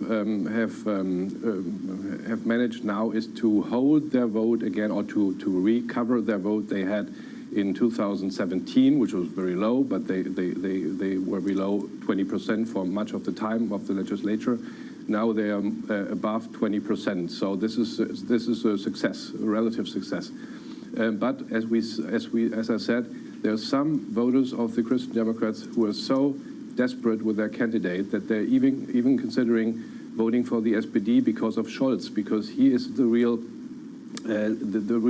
strength of the SPD, because the party in itself is not being considered as very likable, very competent, but it's especially due to their leader that even leads some of the conservatives to reconsider their vote and maybe vote for the SPD this time. Peter, what's the margin of error on your polls? So I know we need to talk about coalitions and actually what's most likely you think will happen in terms of a three-way coalition, which frankly is even more complicated than what we're seeing right now. But the margin of error of your polls, given how pollsters have been doing certainly in the UK and the US, does it mean that everything is still to play for with 26 days left? Yes, of course. There's always a margin of error. It's about 2.5% in our polls, as we are polling 2,500 voters every week. And it's a close race, indeed. I mean, if we have the Christian Democrats and the Social Democrats neck to neck, it could win either of them. But as you said, this will not be the crucial question when it comes to forming a coalition. Even the second party might be the party who will determine the chancellor. So it will all depend on the last digits between the parties in the end, and of course it will all depend on the bargains after the election. So there might be a three-party coalition led by the Social Democrats or by the Christian Democrats, but something which is really clear now is that we will need a three-party coalition, something we haven't seen in Germany in the last 70 years, because not even two parties will be able to form a coalition. All right, Peter, thanks so much. Peter Matusek there, Head of Politics and Social Research at Polling Institute Forza. I feel like we will be speaking a lot more to Peter in the next 26 days. Now, coming up, whoever wins the election in 4 weeks' time, well, one thing is for sure, Germany will have to do without the steadfast presence of its 15-year leader, Angela Merkel. But with issues such as Nord Stream, EU joint debt, and another potential refugee crisis brewing in Afghanistan, what will her successor do with the cards they've been dealt? That's the question we'll try to answer next. This is Bloomberg.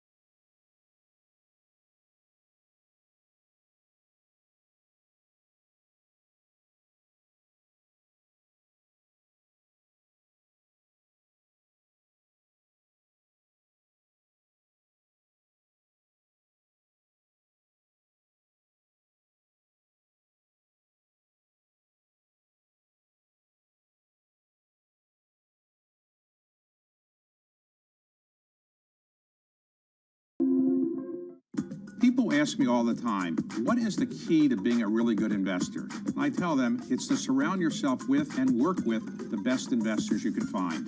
On Bloomberg Wealth, I'm going to take you to meet the greatest investors in the world, the people that I would like to have managing my money. You know, you pursue a career in what you're naturally passionate about, and that will improve your odds of achieving success.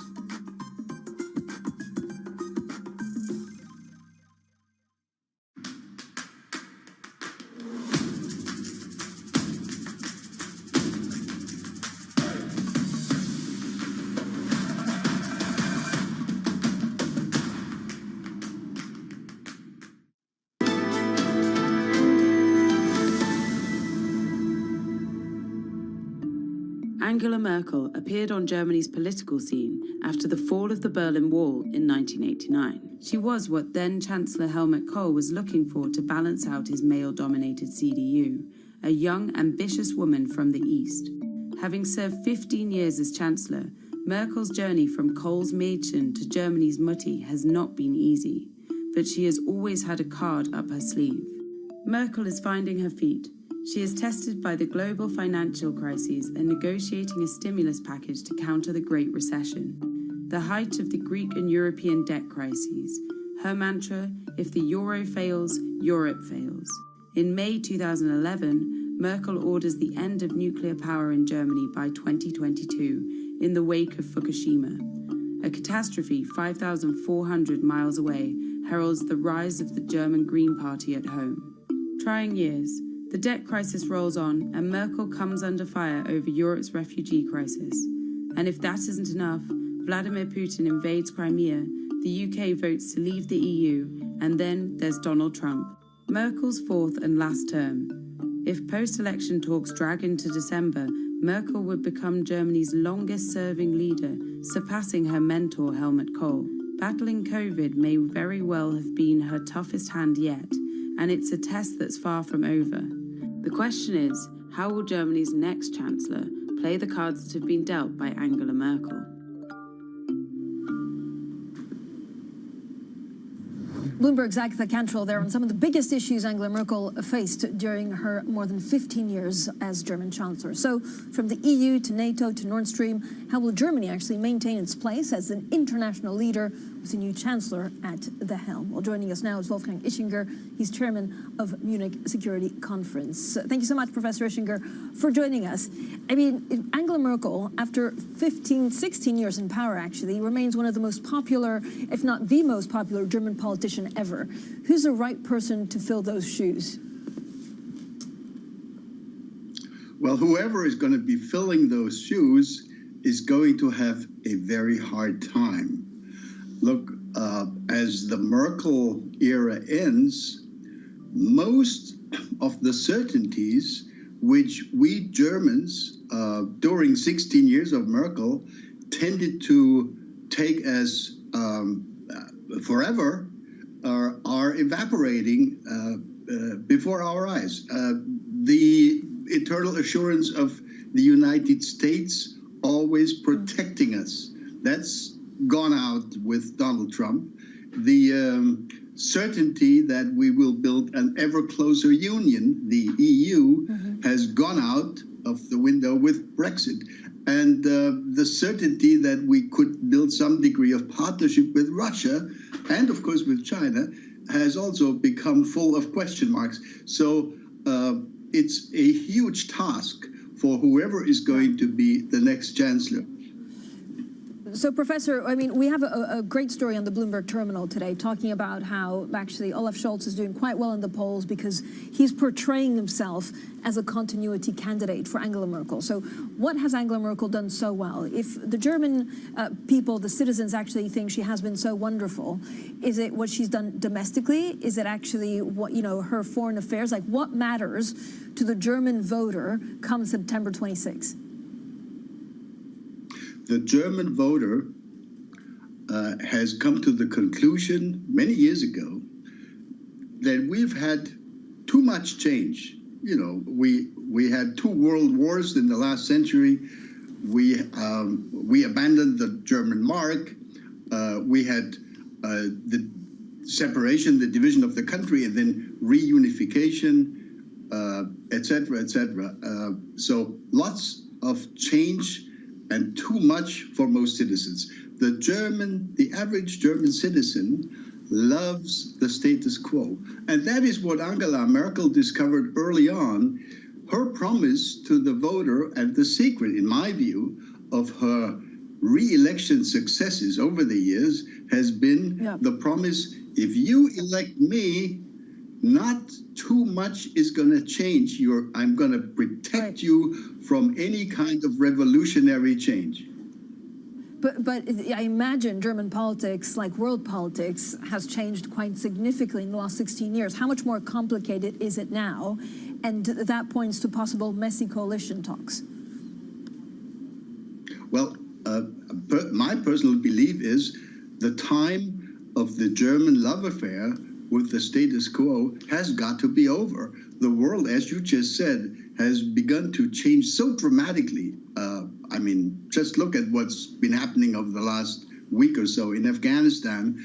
That's only one visible demonstration of the loss of the ability by the West to dominate world affairs, et cetera, et cetera. So we need a wake-up call in Germany, and I'm actually not certain how this election will end. Neither one of the current candidates has a clear, clear position as the front runner. It's been going back and forth a little bit, so it would be very courageous to predict the outcome right now. It's still 4 weeks to go, and these will be very exciting weeks. I know, and we have like in between 120 different polls. Thank you so much, Professor Wolfgang Ischinger, chairman of Munich Security Conference, and of course, he stays with us. Now, we'll have plenty more on that. We'll have plenty more, of course, on Angela Merkel and the situation in Afghanistan as it looms large in the run-up to the German election. We'll get into the issues of foreign policies and where the candidates disagree. This is Bloomberg.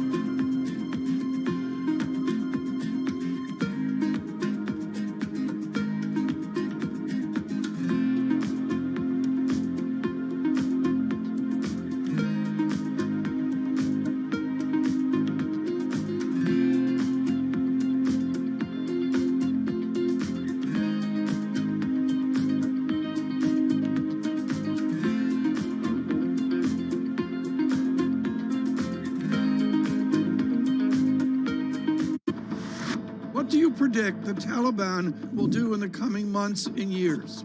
I would say consolidation of their power and gaining international legitimacy and recognition. This is the priority for the Taliban, not supporting transnational jihad, not basically in any activities outside of Afghanistan. If you really watch carefully what the Taliban have done in the past few days, they are engaged in a public relations offensive. They are trying to convince the world. I mean, if you listen carefully to what they're saying, you think that the Taliban are newly born Democrats. They are peacemakers. And the reason why they want to consolidate their power, they want to convince the world that the Taliban have changed.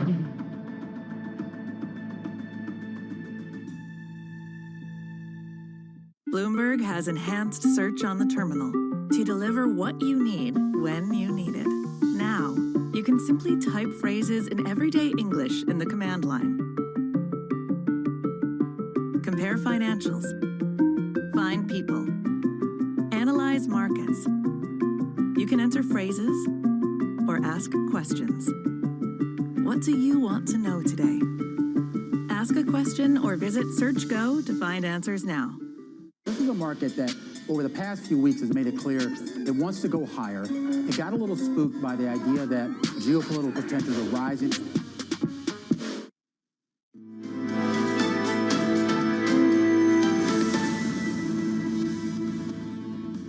Economics, finance, politics. This is Bloomberg Surveillance Early Edition Special Germany Decides. I'm Francine Lacqua here in London. Now, a major topic at the debate, of course, the situation in Afghanistan. Joining us now for more is Bloomberg's Maria Tadeo in Berlin, who's been covering the election for us. Maria, the Afghanistan withdrawal puts a lot of focus on foreign policy. How significant is this election set to be on that front?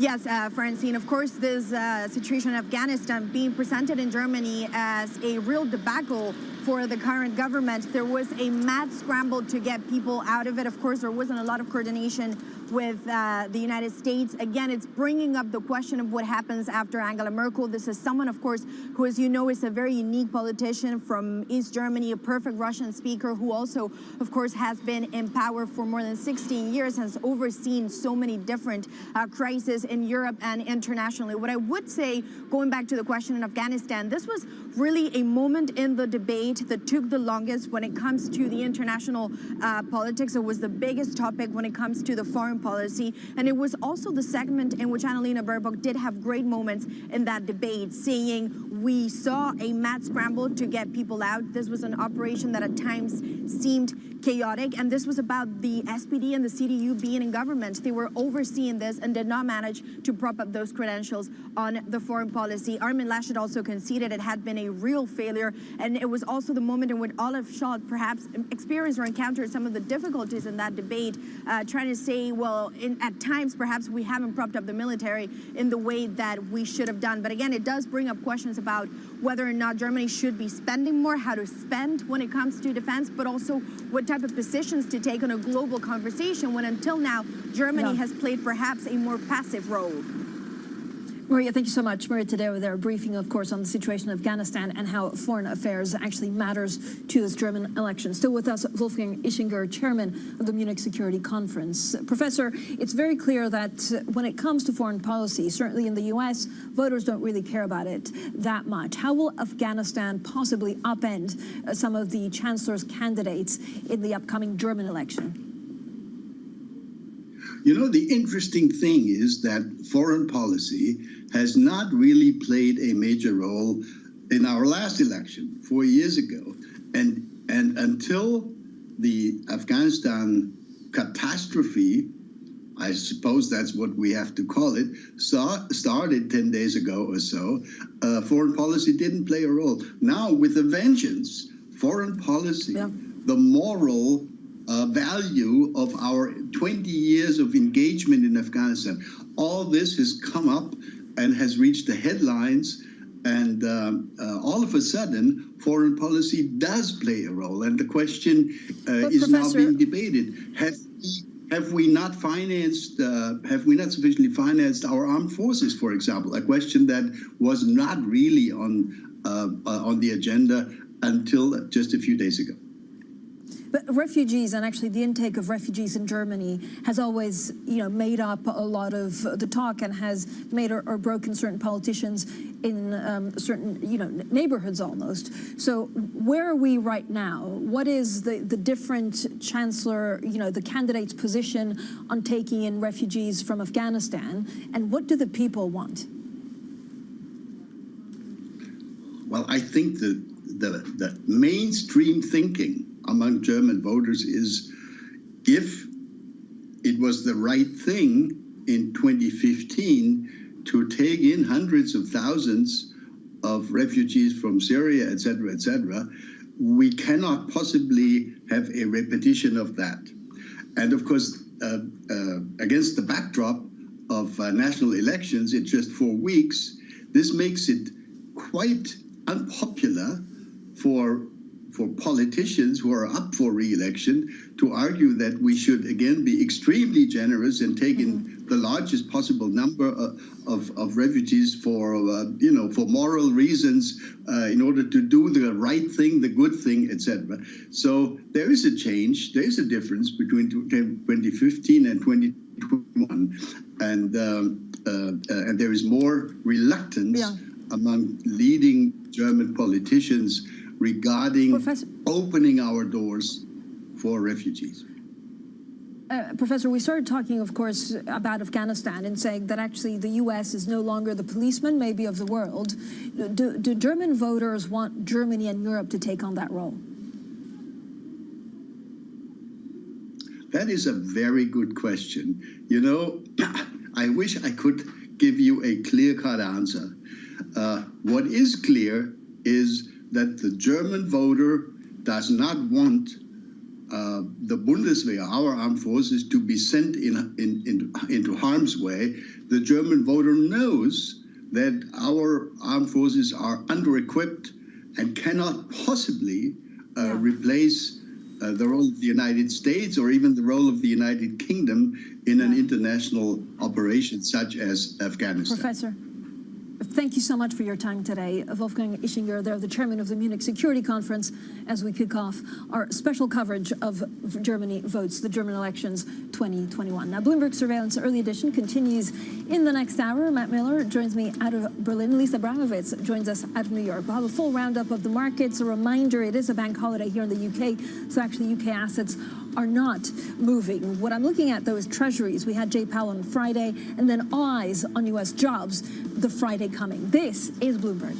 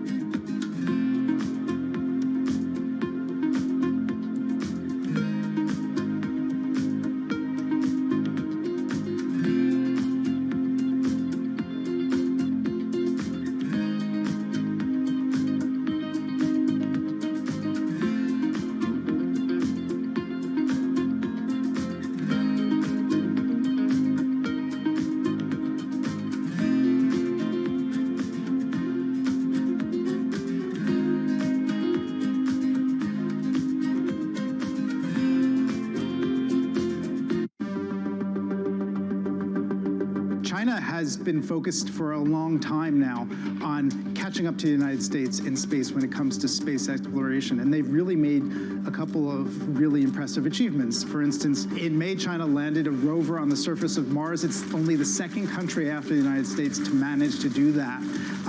In June, China sent astronauts to its space station, which is still under construction. China is not part of the International Space Station because the United States worked to exclude China from that.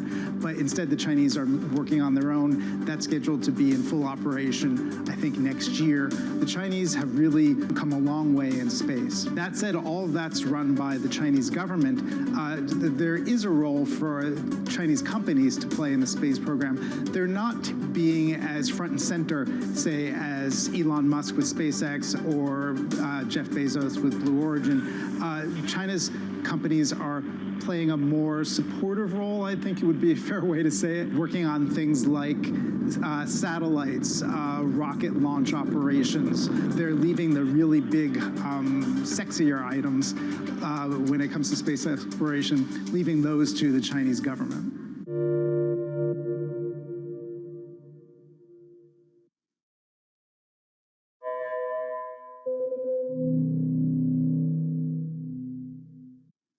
Mercedes-Benz is on a path towards CO2 neutral mobility. So we have flicked the switch there, and really we're going to step by step electrify everything. And what does that mean? Combustion engines get electrified. Access the financial world on demand. Hear from leading economists, policymakers, and industry experts via live and on-demand webinars, only from Bloomberg. Start exploring to see what's moving the markets. Visit Bloomberg.com/webinars. Trading revenues coming in better than expected. Everything cash, $1.4 trillion of cash. One of the most notable aspects of this report that was stellar.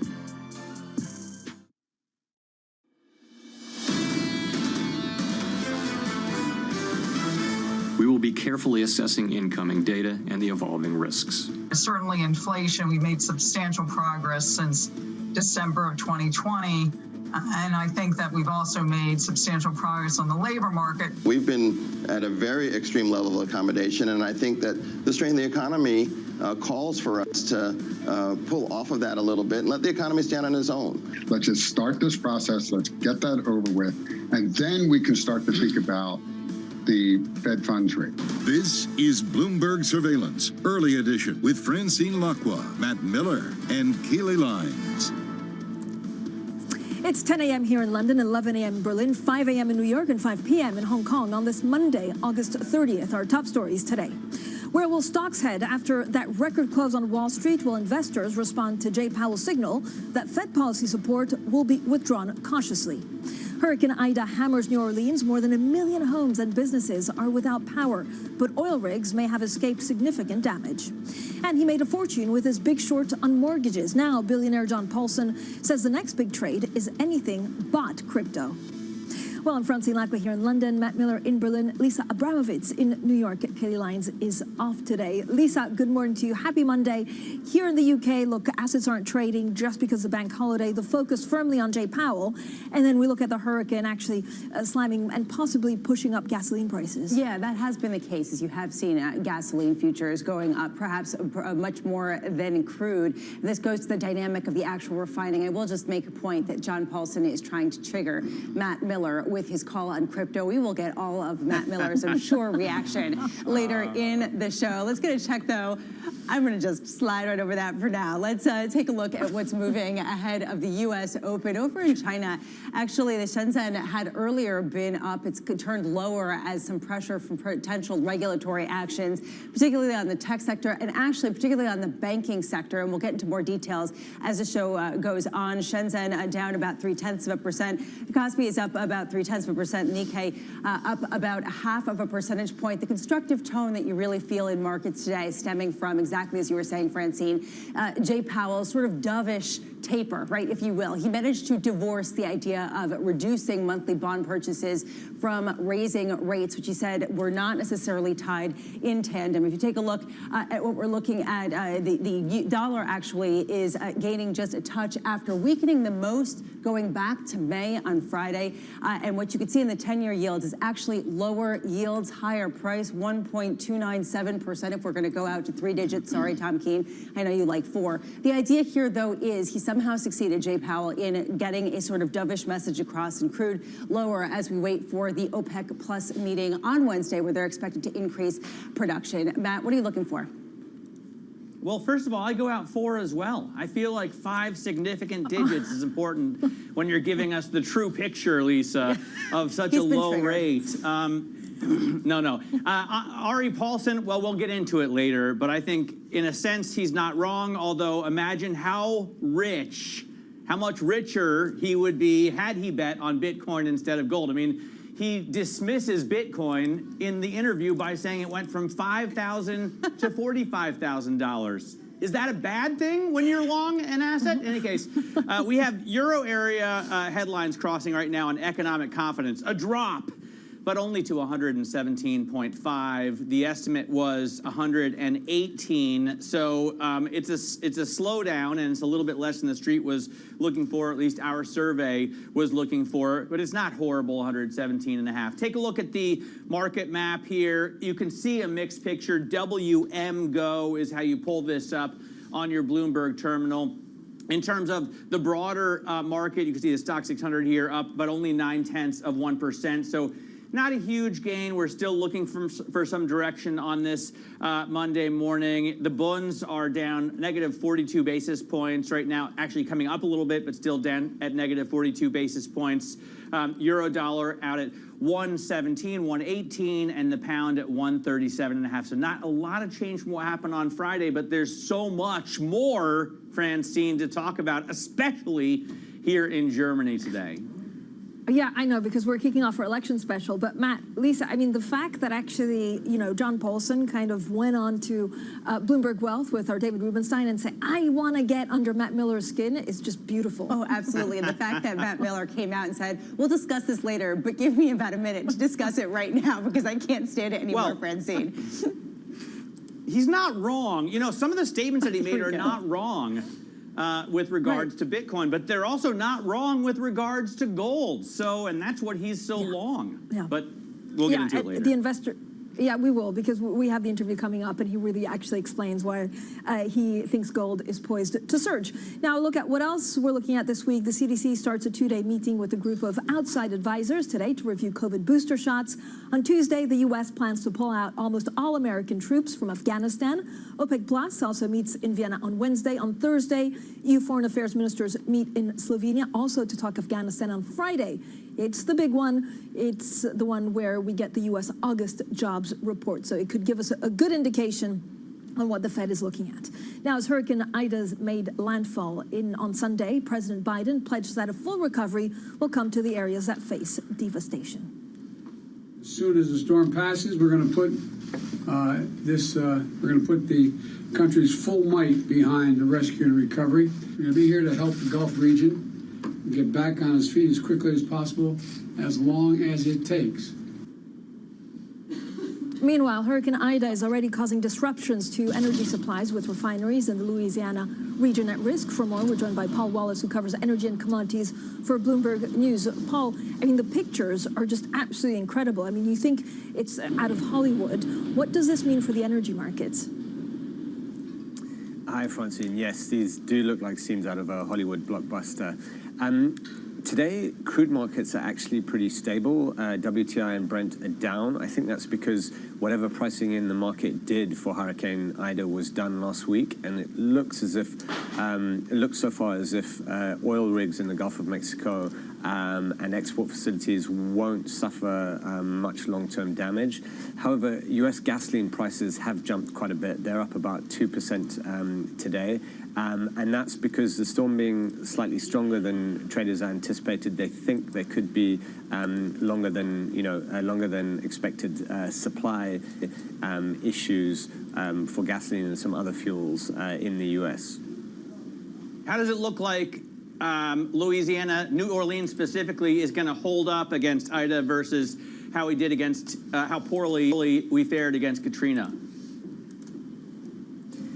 Well, that's going to be a big question that we'll hopefully get answers to in the coming few days. At the moment, even though the winds are or were at times stronger than those with Katrina in 2005, we're not getting many signals that the damage is going to be as bad as that. In the last 16 years, it seems as if Louisiana has learned a lot from Katrina and has prepared much better for this storm than that last huge one. Paul Wallace, thank you so much of Bloomberg. And this comes, of course, after the $14.5 billion that was invested in the levee system over in New Orleans to fortify the system. Over to Afghanistan, the other issue dominating Washington, D.C. President Biden's national security advisor is signaling that the U.S. will keep targeting Islamic State in Afghanistan. Jake Sullivan saying that 2 members killed in an airstrike on Friday had been planning additional attacks. He spoke yesterday on CNN. These are individuals who are planning additional attacks, and we believe that by taking them out, we have disrupted those attacks. They are individuals involved in the facilitation and planning and production of explosive devices, and they are part of the larger network of ISIS-K that is seeking to target both Americans at the airport and ultimately to try to represent a greater threat to our interests both in Afghanistan and beyond. Joining us now from Washington, D.C., Anne-Marie Herdern, Bloomberg Washington correspondent in D.C. Anne-Marie, what is the view going forward about whether we will continue with these types of drone attacks from the United States into Afghanistan, or whether the departure of the troops this week really means the departure of involvement? Well, we just don't know exactly yet, but it does look like even without troops exactly on the ground, the U.S. can do these aerial drone strikes. There was one on Sunday, which blew up a car, which U.S. officials say was carrying a few suicide bombers, and CENTCOM, the U.S. Central Command, is still looking into whether or not there were casualties, Afghan casualties because of that. There are reports out of Afghanistan that a number of individuals not related to the suicide bombers were injured during this. And just this morning, there are reports of a rocket hitting or going towards HKIA, the airport there in Kabul, and the president has been briefed about this. So it's a very hazardous situation these last few hours as the U.S. withdraws from Kabul, and already you have a number of their allies already out, including the United Kingdom. Anne-Marie, just last week, the president said we will rescue the Americans who are there. We will get our Afghan allies out. Tomorrow is the deadline for the end of the evacuation effort. Is he going to achieve that?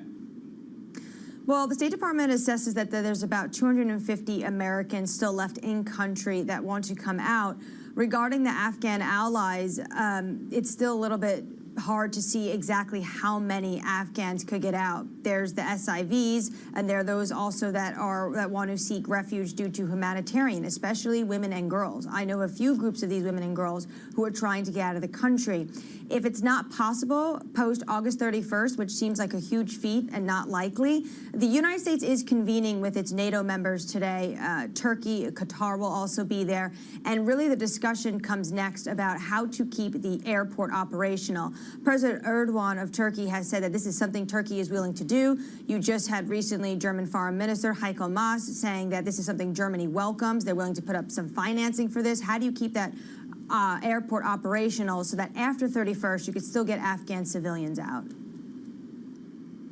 All right, Anne-Marie, thanks very much for joining us. Anne-Marie Hordern there, Washington, on the situation currently in Afghanistan. Of course, August 31st is tomorrow. Now, with the German election 4 weeks away, the 3 candidates to be Merkel's successor as the next chancellor faced off in the first televised election debate Sunday evening. Really 2 candidates and someone who might join a coalition with one of them. Olaf Scholz was picked as the winner by 36% of the viewers of the debate. This according to a Forza poll for the broadcaster. Forza's head of political research, Peter Matuszek, spoke with Bloomberg earlier. What is very surprising indeed is that there is a lead at all for the Social Democrats. This is the first time since 2006 that we measured a lead of the Social Democrats only by 1 percentage point last week, and it remains to be seen whether this can hold. But clearly, this is an earthquake if you look at the past elections and the political landscape as we know it. Let's get more from Bloomberg's Maria Tadeo here in Berlin. And it's interesting that 36% of the viewers pick Scholz as the winner. When I read Handelsblatt and talk to some of my admittedly more conservative friends, they saw Laschet as a fighter, aggressive, and the winner of the debate. Yeah, you know, Matt, and you make a very good point on that. If you look at the survey that was done after, it was Olaf Scholz that won it. In fact, actually, let me show you Bild today, this morning, the most read newspaper in Germany, also saying it was a clear victory for Olaf Scholz and a debacle for Armin Laschet. Having said that, you know, Matt, when you look at this debate on the bigger picture, you could argue that Olaf Scholz was simply kind of carrying through that momentum that he's had over the past few weeks. He did what was expected of him, but actually Armin Laschet in the first half, I would argue, was much more energetic, dynamic than anyone, I guess, would have expected. And Annalena Baerbock also had some very good moments, especially when you talk about women's socially progressive agenda. She was also quick to point out that a lot of the issues the Germans recently have said they're disappointed with government handling, including the crisis in Afghanistan. It's the result of the grand coalition between the SPD and the CDU who are currently in government. So overall, I would argue it's a much more nuanced picture, and it did serve to kickstart perhaps the campaign for both Baerbock and Laschet. Yeah, Maria, so the question is, how stable is the SPD lead, or actually how fluctuating this is? And do voters change their minds or, you know, have their instincts cemented because of debates? Well, you know, Francine, again, it's the big unknown. And, you know, when you speak to political analysts, they'll also tell you this election to that extent is different, where we have seen a real shift in terms of the dynamics, where the CDU had a strong lead. Then it went to the SPD, which was polling just 15% a few weeks ago. So this is a mini earthquake. A lot of this also has to do with perhaps an election where personality will feature much highly than the party politics, which is unusual in Europe, when you usually vote for the party, not the person. Of course, Angela Merkel leaving 16 years, this was always going to be a big moment of transition for Germany. So again, it depends, but when you look at the trends in polls that we've seen over the past few days, it shows that this is not just between the CDU and the SPD polling exactly in the same range, but it's actually now the SPD overtaking the Christian Democrats. Maria, thank you so much. Maria Tadeo there covering the German elections for us. And I have to say, there's a wonderful story on the Bloomberg terminal and the website looking at why Olaf Scholz, for the moment, is doing quite well, really positioning himself as the Merkel successor, although he's not. Coming up, Frederic Ducrozet, Pictet Wealth Management global strategist. We'll talk to him about treasuries and markets overall. Inflation, of course, at the forefront. This is Bloomberg.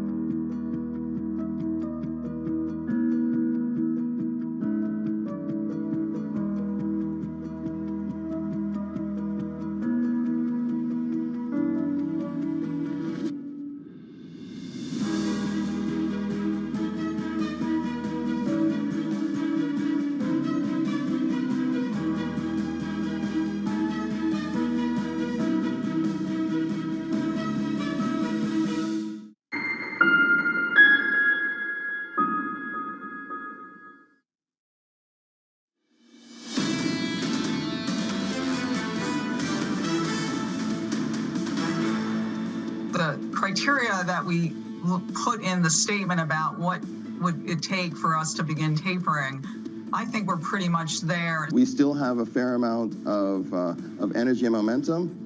I think that we can do our tapering faster. Let's phase out the purchases and let's give ourselves some breathing room in 2022. Keep it simple, stupid. Let's just start this process. Let's get that over with. It may actually give us more flexibility down the road on our decisions on the Fed funds rate. The timing and pace of the coming reduction in asset purchases will not be intended to carry a direct signal regarding the timing of interest rate liftoff, for which we have articulated a different and substantially more stringent test.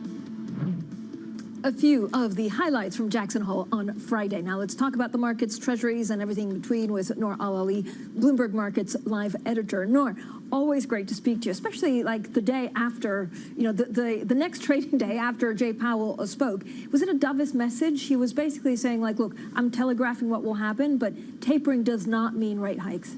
Well, I mean, for people who have been watching the Fed very closely since 2013, this comes as no surprise.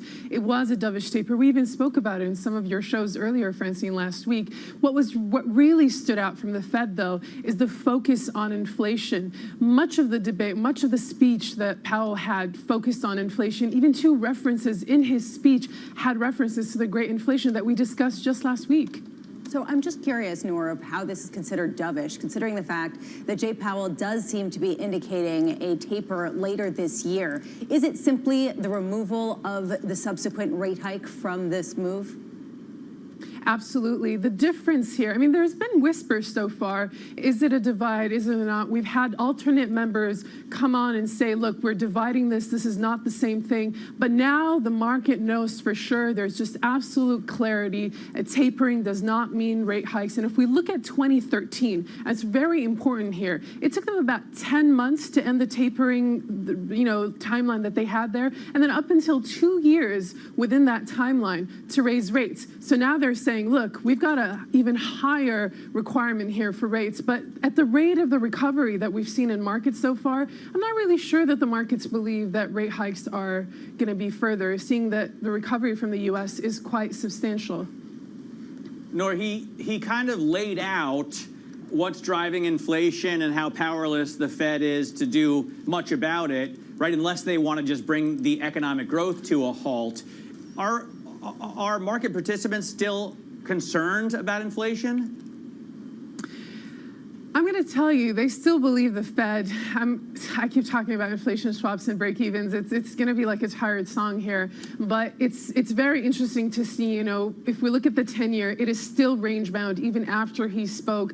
Real yields did fall, and those are the ones that are adjusted for inflation. Just as a note there, and they did tumble, and they are at the lowest level since the Great Inflation, which was driven by Fed policy at the time. So the question here is whether or not we see much of a belief in a downhaul as we go forward. Noor, thank you so much. Noor Al-Ali there of Bloomberg Markets Live. Also look out for gold, because we had Mark Mobius say that he owns around 10% in gold in his portfolios because currencies will be devalued. John Paul's also big on gold. We'll have plenty more on your markets shortly. This is Bloomberg.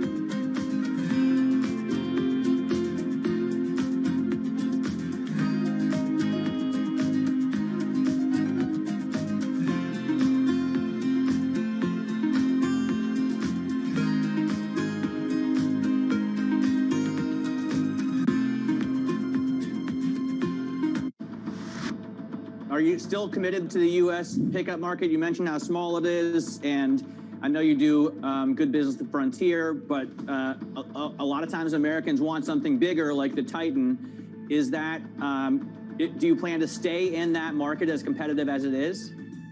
I mean, for us, market is one thing. The second is what customer aspires for from Nissan. And customer in United States aspire for sedans, SUVs, and the pickups. And Titan is a great pickup truck, and we are, of course, focusing on the Titan.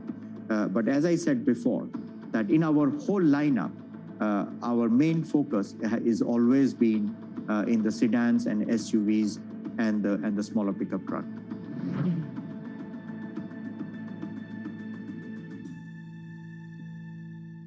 A lot's happening on Wall Street. It's the basic law of economics. The Fed is telling us this is transitory. Need to catch up? This is Bloomberg Wall Street Week. I'm David Weston. We've got the information and insights. David, you just hit the nail right on the head. From businesses most influential and instrumental. I support the new framework. We need to invest in our systems. Bloomberg Wall Street Week premieres Friday with replays all weekend on Bloomberg Television and Radio.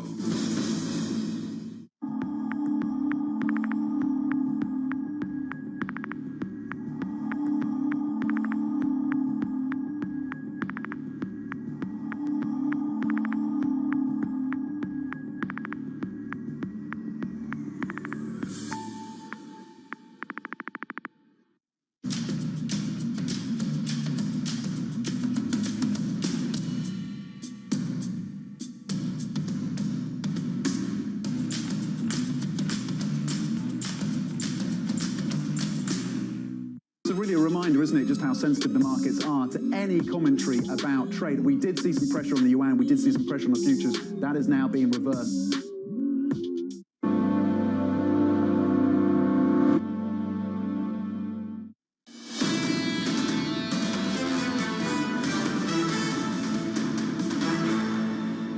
This is Bloomberg Surveillance Early Edition. I'm Francine Lacqua here in London, Matt Miller in Berlin, Lisa Abramovitz in New York. Now let's get straight to the Bloomberg. First word news, and Anthony Fauci said the door is open to administering booster shots in the U.S. sooner than 8 months after completed coronavirus vaccination. Well, President Biden's chief medical advisor told NBC that the administration is totally open to any variation based on the data. Fauci also said he favors requiring shots for school children. Now, the United Nations says that North Korea may have resumed operations at its plutonium-producing nuclear reactor in recent months. That could help Kim Jong-un's regime add to its stockpile of material needed to make nuclear weapons. The reactor used to churn out rough enough plutonium each year for one atomic bomb. Now, in recent years, North Korea has used uranium enrichment for nuclear warheads. And Toyota has reported record sales for July. Strong demand for SUVs and hybrids in the U.S. boosted the Japanese automaker's deliveries by 15% from a year earlier. Toyota is planning to cut production by 40% in September due to parts shortages. And Matt, I know you follow the auto industry very closely. It doesn't seem that these shortages are getting any better. No, it doesn't seem, and actually a number of Asian automakers that I've spoken to have said it's getting worse, not better. So definitely something to pay close attention to. Yeah, we'll look at Toyota and other manufacturers. Coming up next, we speak treasuries and inflation with Frédéric Ducrozet, Pictet's wealth management global strategist. This is Bloomberg.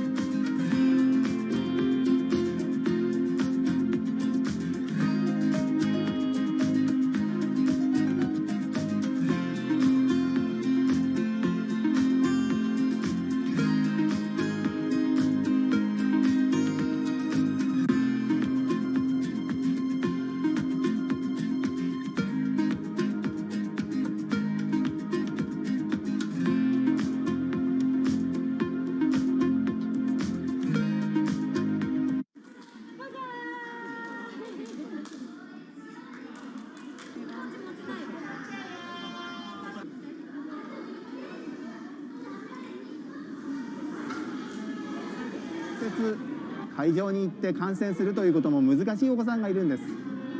このように冷房の効いた香港の体育館の中で、それこそ大会の最前列で観戦ができる、体験ができる、こういうことをとてもありがたいことだなというふうに思っていますし、この技術に感動しています。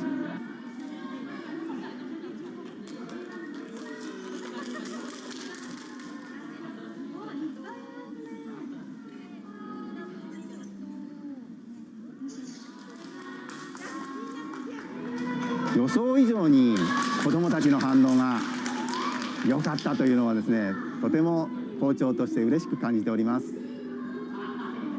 この子どもたち、どれだけオリンピックの心待ちにしていたのかっていったことがよくわかるような今日の表情です。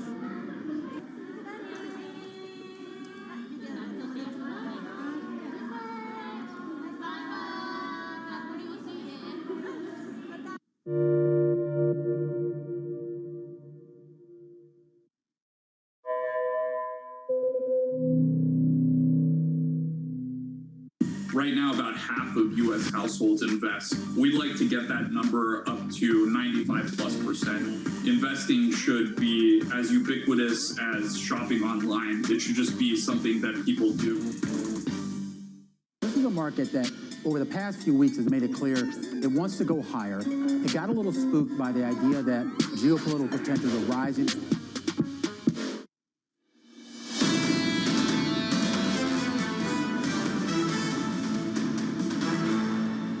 This is Bloomberg Surveillance Early Edition. I'm Francine Lacqua in London, Matt Miller in Berlin, Lisa Abramovitz in New York. Katie Lyons is off today. Now, Lisa brought our attention to this headline just crossing the Bloomberg terminal, Matt, saying that China is now limiting online gaming by minors to 3 hours for most weeks. Now, this is just another part of regulation. We saw it in many, many industry groups in China, and it kind of goes back to this revolution that we heard President Xi, a profound revolution sweeping the country, and we don't know exactly what will be hit next.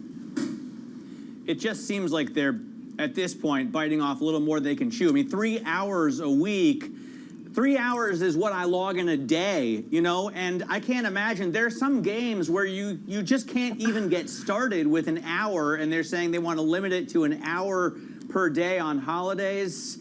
I don't think that kids are going to be able to hold themselves to that level, and you have to wonder what kind of punishment they'll be doling out. I just have to say, I don't think that they're going to leave it to the kids to figure out whether or not they decide to go on to play video games. I'll just say this. If they can effectively do this through that method, kudos to them for being better parents than I am. But I will say what they're going to do is go through the online gamers themselves and basically crack down on the accounts they use, crack down on any kind of registered individuals and how much time they're spending. I mean, they're going to do more strict scrutiny through that venue. Fran, it's just amazing, interesting to see. It's amazing. It's amazing, Lisa. And we were talking on Friday. I mean, this kind of touches everything, right? It's touching celebrities. It's touching luxury spending for a lot of the Chinese consumers. And actually what we're seeing, and again, I don't know whether this is the beginning or whether we've seen all the pillars, but it's something that President Xi warned, that if you're not on board, then, or if you resist, you would face punishment. We don't know what kind, but it certainly seems a big gamble to take. Well, I don't know whether this is playing out in the markets. It's going to create a lucrative black market. I mean, if you're playing Red Dead Redemption, you're not even past the opening credits in an hour, so... Matt Miller, business opportunities for you perhaps going forward. I will just say, though, let's take a look at the markets and save ourselves from this conversation, although I will say it is pretty fascinating to see. Right now we are looking at green on the screen, basically a lift to markets as they realize that Jay Powell is taking a dovish tone, is not going to necessarily disrupt global markets with an earlier, faster taper, subsequently also followed by a rate hike. You can look over the stocks, Europe 600 up about 0.1%. Just a reminder, the FTSE is closed today for a bank holiday. S&P futures basically flat, up just slightly less than 0.1%. 10-year yields lower. This is for you, Matt, and for you, Tom Keene. 1.2970% is the yield. I even got the zero in. And the natural gas, this is interesting. It's up about 1.25%. It was up as much as 4% earlier in the trading session on the heels of the Hurricane Ida. That did impact people more than expected, impacted some of these potentially refineries, and there is a concern about what that could do to the supplies going forward. Right now, let's get to Ritika Gupta for a look ahead to the jobs report on Friday. Ritika. Yeah, Lisa. Well, we got a pretty dovish Jay Powell on Friday. Yes, we're likely to get a tapering this year, but a rate hike, well, that looks well off into the future. So the market's looking ahead to that jobs report now. Will it validate Jerome Powell's dovish comments? So market generally thinking December will get that taper.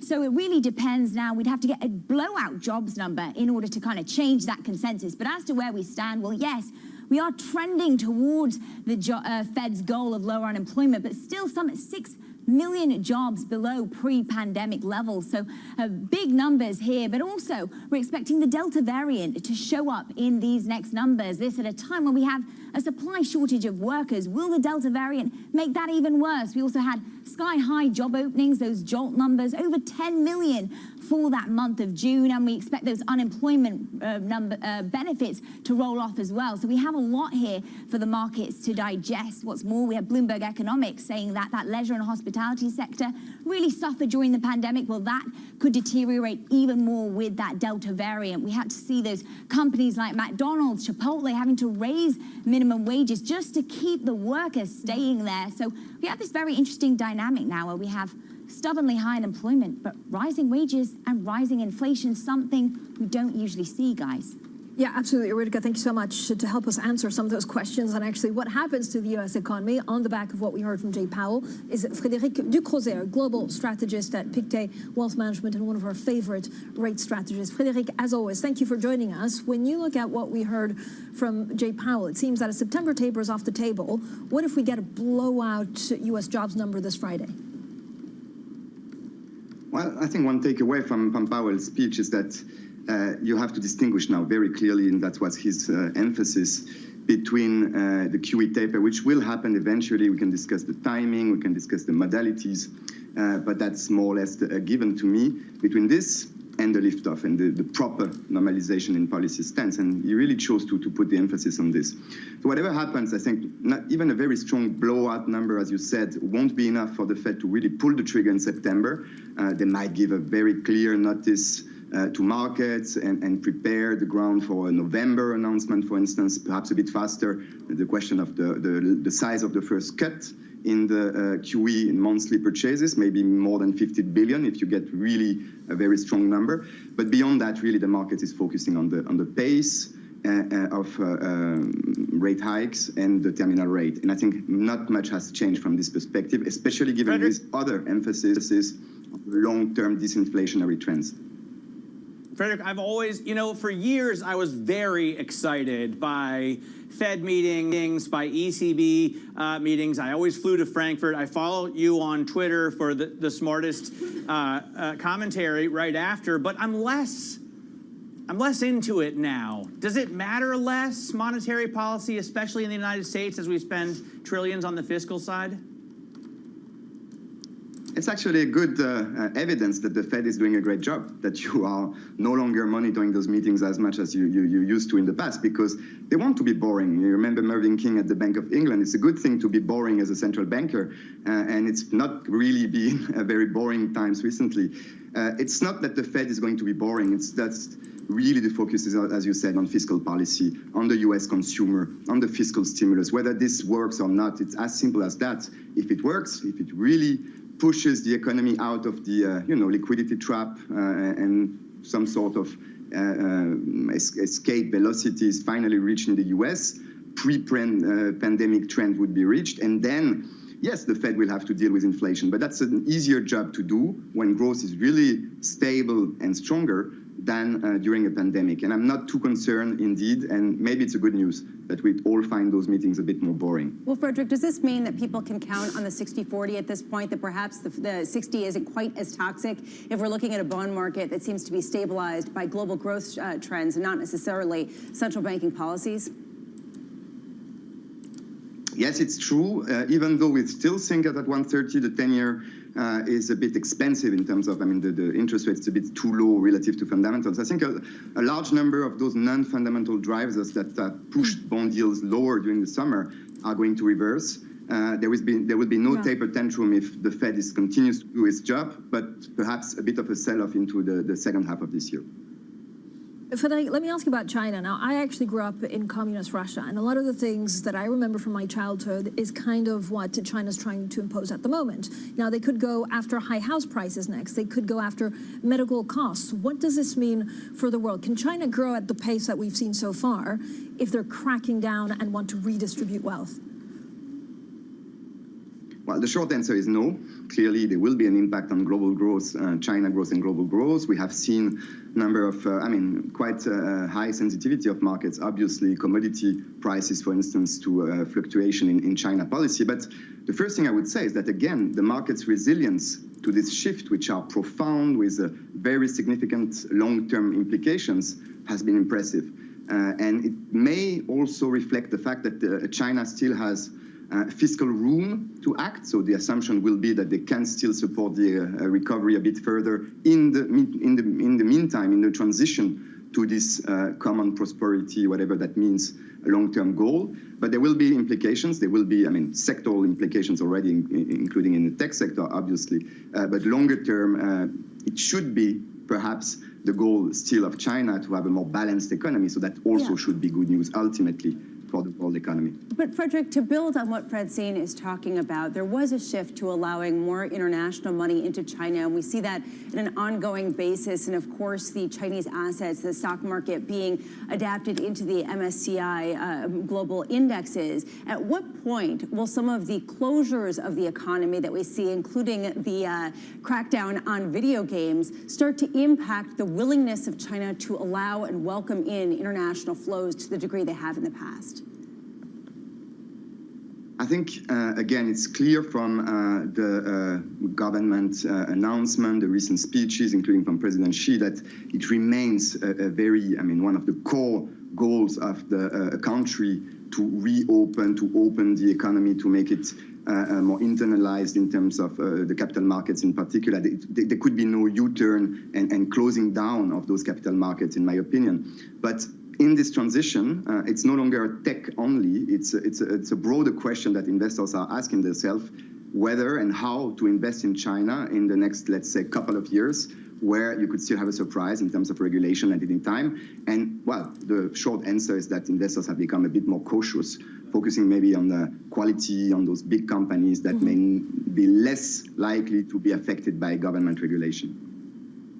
Frédéric, thanks so much. We haven't even asked about gold. We have to get you back on to ask about gold. Frédéric Ducrozet there, global strategist at Wealth Management. Coming up, anything but crypto. More from investor John Paulson about his next big trade. And actually, he talks gold. This is Bloomberg.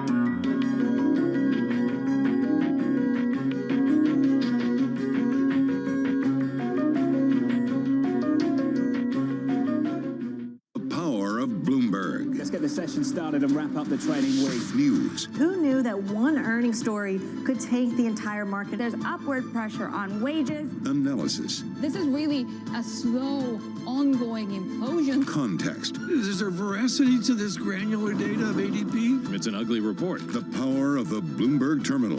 The power of Bloomberg television and radio. Tesla's the one that we got our eyes on. Bloomberg has it covered. The growth story in cannabis remains very strong, even after the sort of loosening of the pandemic. There was a worry that there might be wallet spend competition, but so far the cannabis sector seems to be holding up very strong.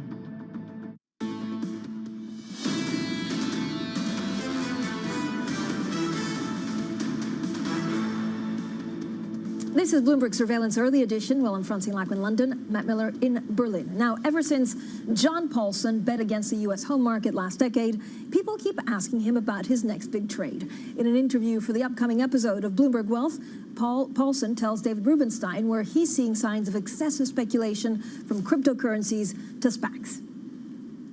I don't think it's quite a bubble, but it's clearly shows elements of a frothy market. There's just too much liquidity. So I would say the SPAC market is overvalued, that people that invest in SPACs in general, on average, will be a losing proposition. Okay, what about cryptocurrencies? Are you a believer in cryptocurrencies? No, I'm not a believer in cryptocurrencies. And I would say that cryptocurrencies are a bubble.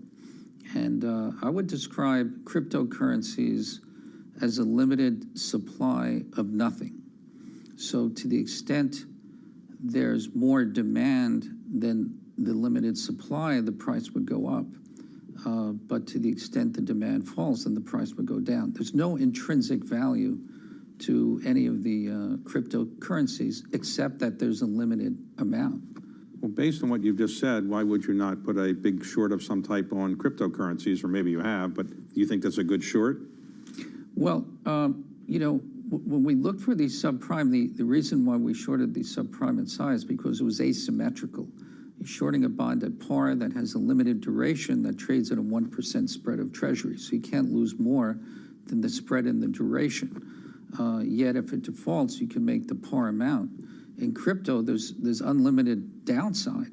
So even though I could be right over the long term, in the short term, as the case of Bitcoin, you know, went from 5,000 to 45,000, you know, I would be wiped out on the short side. So it's just too volatile to short. So if somebody came to you and said, John, I just got $100,000, what should I do with $100,000? What would you tell them? Well, I always say the best investment for an individual, an average individual, is to buy their own home. So if you took that $100,000, put 10% down, get a $900,000 mortgage or whatever, you can buy a home for $1 million.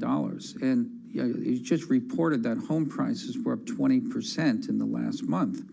So if you bought a home for $1 million with $100,000 down, the home was up 20%, that's $200,000. On a $100,000 investment, you'd be up 200%. And over time, essentially that's what's going to happen. The longer you wait, the more the house is going to appreciate and the greater return you'll have on your equity investment. So I think the single best investment for anyone with that type of money would be to buy their own house or apartment.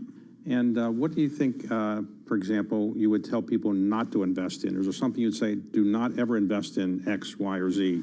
Well, now, I'll have a lot of people that disagree with this, but I would think, you know, you shouldn't invest in cryptocurrencies. Ultimately, I think cryptocurrencies, regardless of where they're trading today, whether they go up from here or down, will eventually prove to be worthless. So there is no value to them. It's just a question of supply and demand. And once the exuberance wears off or liquidity dries up, these will go to zero. So I wouldn't recommend anyone invest in cryptocurrency. All right, pretty harsh words from John Paulson saying that actually cryptocurrencies are a bubble that he believes eventually will prove to be worthless. Now, to hear more investing insights from John Paulson, watch Bloomberg Wealth with David Rubenstein. That's Tuesday at 9 p.m. in New York. Now, not only is Matt Miller up in arms over the cryptocurrency talk, but Eddie van der Walt probably as well. He's our great student of the cryptocurrencies. Eddie, I mean, it's pretty incredible, you know, hearing John Paulson say actually cryptocurrencies are worthless when they've had a good run. Yeah, they've had a fantastic run.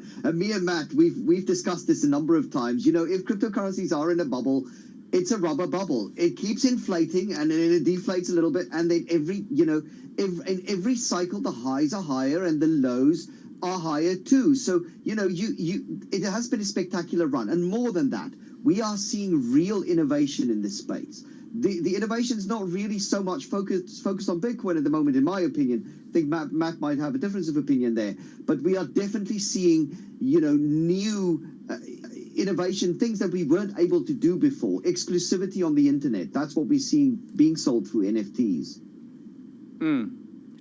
I don't disagree with you in terms of where the innovation is in crypto, but I will say that I don't think people involved in crypto are going to be listening to Paulson anyway. He's clearly been wrong on this for 10 years as he's put everything in gold. The last time he was right was betting against an asset that he now seems to be promoting. And I think that's the most interesting thing here. He is saying get super leveraged and buy an asset that has risen 20% over the last year. I mean, is he pushing people into a housing bubble, Eddie?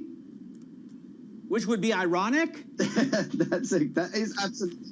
That's what stood out for me too. He's saying 10x on your house. And look, I mean, for most people, yes, that is the right thing to do. Our houses, but purely the housing play, why it does so well is because you get that massive leverage. Not a lot of places the retail investor can go and get 10 times leverage, on their investment. And if they did that on the stock market, they might do even better. I'm not suggesting anybody goes, 10x on the stock market, but it's interesting that he takes that view, and particularly where we are now. But I will say, given the amount of asset price inflation that we see generally across the system, it's not surprising to see house prices doing well and people still being bullish on the housing market. But Eddie, they're surely going to go up 20% every year, right? Does housing prices just keep going up 20% each year? If we keep pumping liquidity, right? Why not? I mean, we are now talking about really currency devaluation rather than asset prices in and of themselves rising. But I think why not? Why not? If we're going to keep this level of liquidity in the system, but we're talking about tapering now, so perhaps it comes to an end. Maybe it does, but the irony is not lost. Eddie, thank you so much. Eddie van der Walt there of Bloomberg Markets Live. Now we'll have plenty more, of course, on the U.S. jobs later on Friday.